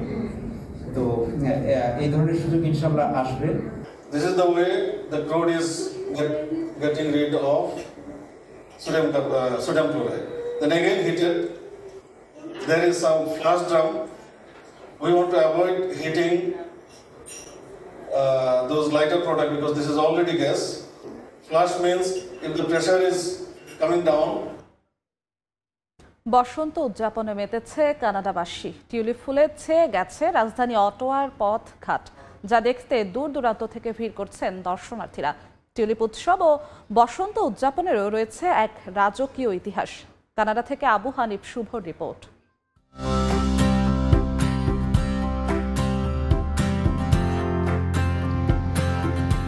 বসন্ত মানে কানাডায় রঙের উৎসব। বসন্ত শুরুর সেই রঙের দেখা মেলে টিউলিপের বাগানে। রাজধানী অটোয়ায় এই সময় দূর দূরান্ত থেকে ছুটে আসেন হাজারো দর্শনার্থী। টিউলিপের সৌন্দর্য আর সুবাসে মাতোয়ারা সবাই। বসন্তে টিউলিপ উৎসব উদযাপনের ইতিহাসটাও বেশ সমৃদ্ধ। দ্বিতীয় বিশ্বযুদ্ধের সময় জার্মান দখলদারিত্ব থেকে মুক্ত করতে নেদারল্যান্ডসে প্রবেশ করে কানাডিয়ান বাহিনী। কানাডায় ৭৬০০ সেনা সেই লড়াইয়ে প্রাণ হারান। একই সময়ে ডাচ রাজপরিবারকে আশ্রয় দেয় কানাডা। অটোয় থাকার সময় জন্ম হয় ডাচ রাজকুমারীর। রাজপরিবারের সম্মানে একটি হাসপাতালকে সে সময়ে সাময়িকভাবে আন্তর্জাতিক ভূখণ্ড হিসেবে ঘোষণা করা হয়, যাতে রাজকুমারীর নাগরিকত্ব নিশ্চিত হয়। এই কৃতজ্ঞতার স্মারক হিসেবে ১৯৪৫ সাল থেকে প্রতি বছর ডাচ সরকার কানাডায় পাঠায় হাজার হাজার টিউলিপ বাল্ব। সময়ের পরিক্রমায় সেই উপহার রূপ নিয়েছে কানাডার জাতীয় ঐতিহ্য কানাডিয়ান টিউলিপ ফেস্টিভ্যালে। The tulips here are really nice. The fields are still really full. Tulip season is very short, so we're very lucky to be able to see it. The colors are very beautiful. এই উৎসব শুধু ইতিহাস নয়, প্রজন্মের পর প্রজন্মকে শেখায় শান্তি, বন্ধুত্ব আর আন্তর্জাতিক সম্প্রীতির চেতনাকে। টিউলিপের দৃষ্টিনন্দন উৎসব শুধু বসন্তকেই নয়, মনে করিয়ে দেয় ইতিহাসের এক অনন্য অধ্যায়। টিউলিপ বন্ধুত্বের প্রতীক, যা জন্ম নিয়েছিল যুদ্ধের ভয়াল সময় থেকে। তাই টিউলিপ যেন একটি ফুল নয়, যুদ্ধের বিভীষিকার বিপরীতে বন্ধুত্ব ভালো লাগার জায়গা। আবু হানিফ শুভ, সময় সংবাদ। খেলার খবর। ভিনদেশি ফুটবলারদের নাগরিকত্ব দিয়ে খেলানোর বদলে বিশ্বের বিভিন্ন দেশ থেকে ন্যাচারালাইজড ফুটবলার স্কাউটিং করায় ফিফা সভাপতির অভিনন্দন পেয়েছে বাফুফে। বিশ্ব ফুটবলের নিয়ন্ত্রক সংস্থা মনে করে এই প্রক্রিয়ায় বাংলাদেশের ফুটবলের বৈশ্বিক পর্যায়ে যাওয়ার সুযোগ রয়েছে। এদিকে ফিফার এই অভিনন্দন অনুপ্রেরণা হিসেবে নিয়ে অস্ট্রেলিয়া, জার্মানির মতো দেশ থেকে আরও ফুটবলার স্কাউটিং করা হবে বলে জানান বাফুফে সভাপতি তাবিথ আউয়াল। হামজা চৌধুরী আশায় বদলে গেছে দেশের ফুটবলের দৃশ্যপট। তারই ধারাবাহিকতায় সমিত সোম সিঙ্গাপুর ম্যাচের জন্য এএফসি রেজিস্ট্রারে নাম নিবন্ধিত হয়েছে আরও বেশ কজন বাংলাদেশি বংশোদ্ভূত ফুটবলারের। এর আগে নাইজেরিয়ান ফুটবলার এলিটা কিংসলেকে নাগরিকত্ব দিয়ে খেলিয়ে সুফল পায়নি বাংলাদেশ, তাই হেঁটেছে স্কাউটিং এর পথে। বিশ্বের বিভিন্ন দেশে ছড়িয়ে ছিটিয়ে থাকা বাংলাদেশি অরিজিন ফুটবলার ন্যাচারালাইজড করে যোগ করা হচ্ছে লাল সবুজের ডেরায়, যার মাধ্যমে বাংলাদেশ বৈশ্বিক পর্যায়ে প্রবেশ করবে বলে মনে করে ফিফা। দুই রকমের প্লেয়ার কিন্তু ন্যাচারালাইজ হচ্ছে, একটা হলো অরিজিন প্লেয়ার, না আরেকটা হলো জাস্ট অন্য দেশের প্লেয়ার, তাকে জাস্ট পাসপোর্ট দিয়ে নাগরিকত্ব দিয়ে দিচ্ছে। তো ফিফা আমাদেরকে অ্যাটলিস্ট অ্যাপ্রিশিয়েট করছে যে আমরা ওই র্যান্ডাম অন্য দেশের প্লেয়ারকে এনে আমাদের দেশে খেলাচ্ছি না, আমরা আমাদের অরিজিন প্লেয়ারদেরকে খুঁজে খুঁজে কনভিন্স করে আমাদের দেশে আবার ব্যাক করাচ্ছি। সো এই একটা মানে পয়েন্ট তারাও জানে এন্ড তারা এই ব্যাপারে অবগত আছে। ইংলিশ ফুটবলার কিউবা মিচেলের বাংলাদেশের হয়ে খেলার প্রক্রিয়া শুরু হয়েছে এরই মধ্যে। পেপার ওয়ার্কস চলছে দুই মার্কিন সহোদর রোনান ও ডেকলানকে নিয়েও। এছাড়াও বাংলাদেশি বংশোদ্ভূত আরও কয়েকজন আছে বাফুফের রাডারে। সেসবের নাম প্রকাশ না করলেও বাফুফের সভাপতি জানিয়েছেন স্কাউটিং হচ্ছে অস্ট্রেলিয়া, জার্মানিতেও। পদক্ষেপটা আমরা নিলাম, আমরা ইংল্যান্ড বাংলাদেশি প্লেয়ারকে আনতেছি, কানাডা বাংলাদেশি প্লেয়ারকে আনতেছি, মেবি ইটালিয়ান, জার্মান, অস্ট্রেলিয়ান ফিউচারে এই প্লেয়াররা আমাদের আসবে। তো ওরা মনে করতেছে যে এই বাংলাদেশ একটা গ্লোবাল জায়গায় চলে যাচ্ছে, এটাই তারা দেখতে চাচ্ছে। শুধু স্কাউটিং করে ন্যাচারালাইজড ফুটবলার দিয়ে আপাতত সুফল পেলেও লং টাইম বিল্ড আপে যাওয়ার পরিকল্পনা বাফুফের। সেক্ষেত্রে 2027 সালের মধ্যে কার্যক্রম চালুর পরিকল্পনায় থাকা ফিফা একাডেমি হতে পারে গেম চেঞ্জার। দিল যে বাংলাদেশের নতুন। এস এম ইকবাল, সময় সংবাদ, ঢাকা। নেচে গেয়ে কেক কেটে বাংলাদেশ প্রিমিয়ার লিগ ফুটবলের শিরোপা উদযাপন করল মোহামেডান স্পোর্টিং ক্লাবের ফুটবলাররা। প্রায় 2 যুগ পর ট্রফি জেতায় ফুটবলারদের বোনাস দেওয়ার আশ্বাস দিয়েছেন ক্লাব কর্মকর্তারা। দীর্ঘদিন পর প্রিমিয়ার লিগের শিরোপা জেতায় সমর্থক ও ফুটবলারদের ধন্যবাদ জানিয়েছেন তারা। যদিও এখনও পরিশোধ হয়নি স্থানীয় ফুটবলারদের বকেয়া বেতন। আগামী মাসের 1 তারিখের মধ্যেই তা পরিশোধের কথা জানান মোহামেডান ক্লাবের ফুটবল কমিটির সভাপতি গোলাম মোহাম্মদ আলমগীর। মোহামেডান ক্লাব প্রাঙ্গণে সাজ রব চলছে চ্যাম্পিয়নদের বরণ করার প্রস্তুতি। বর্ণিল আলোয় সেজেছে ক্লাব প্রাঙ্গণ। ট্রফি নিয়ে ততক্ষণে কুমিল্লা থেকে রওনা দিয়েছে সাদা কালো শিবির। টিম বাস ক্লাব আঙিনায় ঢুকতেই উল্লাসে মেতে ওঠেন সাদা কালো সমর্থকরা। সোনালী ট্রফি হাতে বাস থেকে সবার আগে নামেন অধিনায়ক সুলেমান দিয়াবাতে, যে ট্রফির জন্য দীর্ঘ 23 বছর অপেক্ষা করেছে মতিঝিল পাড়ার ক্লাবটি।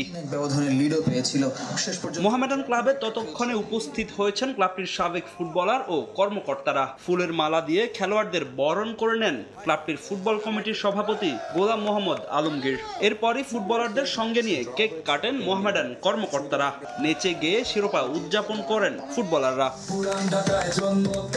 তবে এমন দিনেও কিছুটা বিষণ্ণ দেখা গেছে মোহামেডানের কিছু লোকাল ফুটবলারদের। এখনো পাওনা বকেয়া বুঝে পাননি তারা। তবে ঈদের আগেই তা পরিশোধের আশ্বাস মোহামেডান ফুটবল কমিটি প্রধানের। সেই সঙ্গে শিরোপা জেতায় থাকছে বোনাসও। ডিক্লারেশন আমরা আগে দিয়ে রেখেছি যে হ্যাঁ আমরা শেষ খেলার পরে বোনাস দেবো এদেরকে। ওদের লাস্ট স্যালারিটা বাকি আছে, কারো 1 মাস, কারো 2 মাস। সেটা আমরা 1 তারিখ বা 2 তারিখের মধ্যে শেষ করে দেবো ইনশাল্লাহ। ঈদের আগে লোকাল প্লেয়াররা এবং লোকাল কর্মকর্তা যারা আছে চ্যাম্পিয়নশিপের তৃপ্তি এবং তাদের যে পারিশ্রমিক সেটা একসাথে নিয়ে তারা ঈদ করতে যাবে। এদিকে ক্লাবকে শিরোপা উপহার দিতে পেরে উচ্ছ্বসিত মোহামেডান অধিনায়ক সুলেমান দিয়াবাতে। এই ক্লাবে আসার পর থেকে আমার স্বপ্ন ছিল প্রিমিয়ারের শিরোপা জেতা। আজ এই ট্রফি হাতে পেয়ে আমার সেই স্বপ্ন পূরণ হয়েছে। সবাইকে ধন্যবাদ দিতে চাই, বিশেষ করে মোহামেডানের সমর্থকদের। তারা অসাধারণ। এই শিরোপা আমি আমার পরিবারকে উৎসর্গ করতে চাই। শিরোপা জেতায় দায়িত্ব বেড়েছে মোহামেডানের। আসন্ন মৌসুমে শিরোপা ধরে রাখার পরিকল্পনা করছে সাদা কালোরা। ফাহিম ইসলাম, সময় সংবাদ, ঢাকা। ফুটবল উন্নয়নের সমৃদ্ধ পাইপলাইনের বিকল্প নেই। তৃণমূলের একাডেমিগুলোতে এক ছাতার নিতে আনতে পারলে তার সুফল পাওয়া সম্ভব। এএফসি গ্রাসরুটস ফুটবল ডে উপলক্ষে আয়োজিত অনুষ্ঠানে এমন মন্তব্য করেছেন বাফুফের সভাপতি তাবিথ আউয়াল। এদিকে বাংলাদেশের ফুটবল উন্নয়নে আর্জেন্টিনা পাশে থাকবে বলে আশ্বাস দিয়েছেন দেশটির রাষ্ট্রদূত মার্সেলো চেসা। যশোর থেকে জুয়েল মৃধার তথ্য, ছবিতে রিপোর্ট। ফুটবল ডেভেলপমেন্টে একাডেমির বিকল্প নেই। দেশের শীর্ষস্থানীয় ক্লাবগুলোর এই দায়িত্ব থাকলেও তারা চলছে উল্টো পথে। বাধ্য হয়ে বিকল্প পন্থায় বাফুফে দেশের বিভিন্ন জায়গায় ছড়িয়ে ছিটিয়ে থাকা একাডেমিগুলোকে আনছে এক ছাদের নিচে। দেশের প্রান্তিক পর্যায়ের একাডেমিগুলোর মাঝে উৎসাহ আনতে এবার AFC grassroots football day Bafufe পালন করে যশোরের শামসুল হুদা একাডেমিতে, যেখানে অংশ নেয় 8 থেকে 14 বছর বয়সী 6 শতাধিক ফুটবলার। বাংলাদেশের ফুটবলটাকে যেন এবং গ্রাসরুটস লেভেল থেকে এই উপর পর্যায়ে আমরা নিয়ে আসতে পারি, কারণ আমার খেলা একটা দুটা জিততেও পারি, হারতেও পারি, যদি পাইপলাইন ঠিক না থাকে তাহলে খেলা কনসিস্টেন্সি থাকবে না। প্লেয়ার তৈরিতে আমাদের ফুটবল গ্রাসরুটস লেভেলে একদম ছড়ায় ছিটিয়ে খেলতে হবে, ওই একটা দুইটা সেন্ট্রালাইজ একাডেমি করলে কিন্তু হবে না। সারা বাংলাদেশে যদি আমরা আস্তে আস্তে প্রাইভেট সেক্টর এই ধরনের একাডেমি নিয়ে এগিয়ে আসি তাহলে সারা দেশের ফুটবল উপকৃত হবে। বাফুফের এই দিনব্যাপী আয়োজনে উপস্থিত ছিলেন বাংলাদেশে নিযুক্ত আর্জেন্টাইন রাষ্ট্রদূত মার্সেলো কার্লোস। তার বিশ্বাস, বাংলাদেশও একদিন শক্তিশালী রাষ্ট্র হয়ে উঠবে ফুটবল বিশ্বে, এজন্য আর্জেন্টিনার সহযোগিতা অব্যাহত থাকবে। বাংলাদেশ ফুটবল এ ধরনের আয়োজন আমার ভালো লেগেছে। আশা করছি এর মাধ্যমে বাংলাদেশ উপকৃত হবে। আমার বিশ্বাস বাংলাদেশও ফুটবলে শক্তিশালী হয়ে উঠবে। এ বিষয়ে বাফুফের সঙ্গে আমাদের সর্বোচ্চ সহযোগিতা অব্যাহত থাকবে। এদিকে এএফসি গ্রাসরুটস ফুটবল ডেতে স্বতঃস্ফূর্ত অংশগ্রহণ ছিল খুদে ফুটবলারদের। সঠিক ট্রেনিং আর সুযোগ সুবিধা পেলে তারাও হয়ে উঠতে চায় দেশের ফুটবল সম্পদ। এখানে অনেক প্লেয়ার আছে, তাই আমাদের ইচ্ছা হলো ন্যাশনাল পর্যায়ে খেলা। এখানকার পরিবেশ এবং আমাদের সকল ধরনের সুযোগ সুবিধা অনেক ভালো। ঢাকার বাইরে এত সুন্দর একটা প্রোগ্রামে অংশগ্রহণ করতে পেরে আমরা খুবই আনন্দিত। এরকম ধরনের অনুষ্ঠান সারা বাংলাদেশ ছড়িয়ে পড়ুক, এটা আমরা প্রত্যাশা করি। এই অর্গানাইজেশন যারা করছে তাদেরকে বিশেষ ধন্যবাদ জানাই। এএফসি গ্রাসরুটস ফুটবল ডে আর ওয়ার্ল্ড ফুটবল উইক উপলক্ষে শামসুল হুদা একাডেমিতে অংশ নিয়েছিল খুলনা বিভাগের 15টি একাডেমি। সময় সংবাদ। মাঠে নামছে হামজা দেওয়ান চৌধুরীর শেফিল্ড ইউনাইটেড। লন্ডনের বিখ্যাত ওয়েমব্লি স্টেডিয়ামে দ্য ব্লেডসের প্রতিপক্ষ সান্ডারল্যান্ড। এ ম্যাচ জিতলেই ইপিএলে প্রমোশন পাবে শেফিল্ড। প্লে অফের 2 সেমিতেই দারুণ পারফর্ম করা হামজা খেলবেন এই ম্যাচেও। খেলা শুরু রাত 8টায়। বাংলাদেশের ফুটবল ফ্যানরা অপেক্ষায় 10 জুনের। দেশের মাটিতে সেদিন হবে হামজা চৌধুরীর অভিষেক, যে ম্যাচের হাইপ উঠেছে চরমে। দেশের ফুটবল ইতিহাসে যে ম্যাচ হতে যাচ্ছে মাইল ফলকে। তবে তার আগেই বিগ ম্যাচে বিগ টেস্ট দিতে হবে হামজা দেওয়ান চৌধুরীকে। শেফিল্ড ইউনাইটেডকে ইপিএলে প্রমোশন এনে দেওয়ার পরীক্ষায় অবতীর্ণ হবেন বাংলাদেশ ফুটবলের পোস্টার বয়। চ্যাম্পিয়নশিপ প্লে অফের সেমিফাইনালে সহজ জয় পেয়েছে শেফিল্ড। 2 লেগ মিলিয়ে ব্রিস্টলের জালে ওরা দিয়েছে 6 গোল। বিপরীতে সুরক্ষিত রেখেছিল নিজেদের পোস্ট। এবার ব্লেডসের সামনে সান্ডারল্যান্ড। এ ম্যাচটার মূল্য অনেক। জিতলেই মিলবে ইপিএলে প্রমোশন, সঙ্গে ক্লাবের ফান্ডে যোগ হবে মোটা অঙ্কের অর্থ। তাই কোনোভাবেই সুযোগটা হেলায় হারাতে চায় না ব্লেডস। ওয়েমলির বিগ ফাইনালের আগে অনুশীলনে বেশ ফুরফুরে দেখা গেছে শেফিল্ড ফুটবলারদের। তবে এ ম্যাচে একজনের দিকে একটু আলাদা নজর থাকবে সবার। তিনি আর কেউ নন, হামজা দেওয়ান চৌধুরী। মিডফিল্ডার হলেও প্লে অফ সেমিফাইনালের 2 লেগেই খেলেছেন রাইট ব্যাক হিসেবে। পজিশন পরিবর্তন হলেও পারফরম্যান্স ছিল রক সলিড। আর তাই কোচ ক্রিস উইল্ডার গুরুত্বপূর্ণ ফাইনালেও হামজাকে রাইট ব্যাকেই খেলাবেন। চিরচেনা 4-4-2 ফরমেশনে দল মাঠে নামাবেন শেফিল্ড বস। অবশ্য শেফিল্ডে গিয়ে এই প্রথম রাইট ব্যাকে খেলছেন না হামজা। চ্যাম্পিয়নশিপের বেশ কিছু ম্যাচেও এই পজিশনে তার পারফরমেন্স ছিল নজর কাড়া। প্লে অফ ফাইনালটাই শেফিল্ডের জার্সিতে হতে পারে হামজার শেষ ম্যাচ। লেস্টারের সঙ্গে চুক্তিবদ্ধ এই ফুটবলার 31 মে পর্যন্ত ধারে খেলছেন শেফিল্ডে। এরপর আবারও তাকে ফিরে যেতে হবে লেস্টারে। সম্প্রতি যারা অবনমিত হয়ে গেছে চ্যাম্পিয়নশিপ লিগে। তবে অল্প কমাসে শেফিল্ডে যে পারফর্ম করেছেন হামজা, তাতে এই ফুটবলারের সঙ্গে বড় চুক্তি করতেই পারে ক্লাবটি। তবে সবই নির্ভর করছে প্লে অফ ফাইনালের ফলাফলের ওপর। সাজিদ মুস্তাহিদ, সময় সংবাদ। এ পর্যায়ে শীর্ষ সংবাদগুলো জানিয়ে দিচ্ছি আরেকবার। সন্ধ্যায় বিএনপি, রাতে জামায়াতকে বৈঠকের আমন্ত্রণ প্রধান উপদেষ্টার। বিএনপি যোগ দেবে কিনা সিদ্ধান্ত জানাবে পরে, জানালেন সালাউদ্দিন আহমেদ। রাজপথে নয়, রাজনৈতিক সংকটের সমাধান খুঁজতে হবে আলোচনার টেবিলে, বলছেন এনসিপি নেতা সার্জিস। সরকারের ভেতর থেকে বিএনপিকে প্রতিপক্ষ বানাতে চায়, অভিযোগ সালাউদ্দিনের। মালয়েশিয়ায় যেতে ৭৯,০০০ টাকা খরচ হলেও এজেন্সি নেয় প্রায় ৫ লাখ। ১৩ এজেন্সি হাতিয়ে নিয়েছে প্রায় ১২০০ কোটি। তথ্য দুদকের, ব্যবস্থা না নেয়ায় সক্রিয় সিন্ডিকেট। এবং শাহজালাল বিমানবন্দরের 4টি ইডিএস মেশিনের 2টি নষ্ট। সঠিক সময়ে রপ্তানি নিয়ে শঙ্কা। যুক্তরাষ্ট্র ইউরোপে পণ্য পাঠাতে নিরাপত্তা পরীক্ষায় শাহ আমানতে হচ্ছে বিশেষ জোন।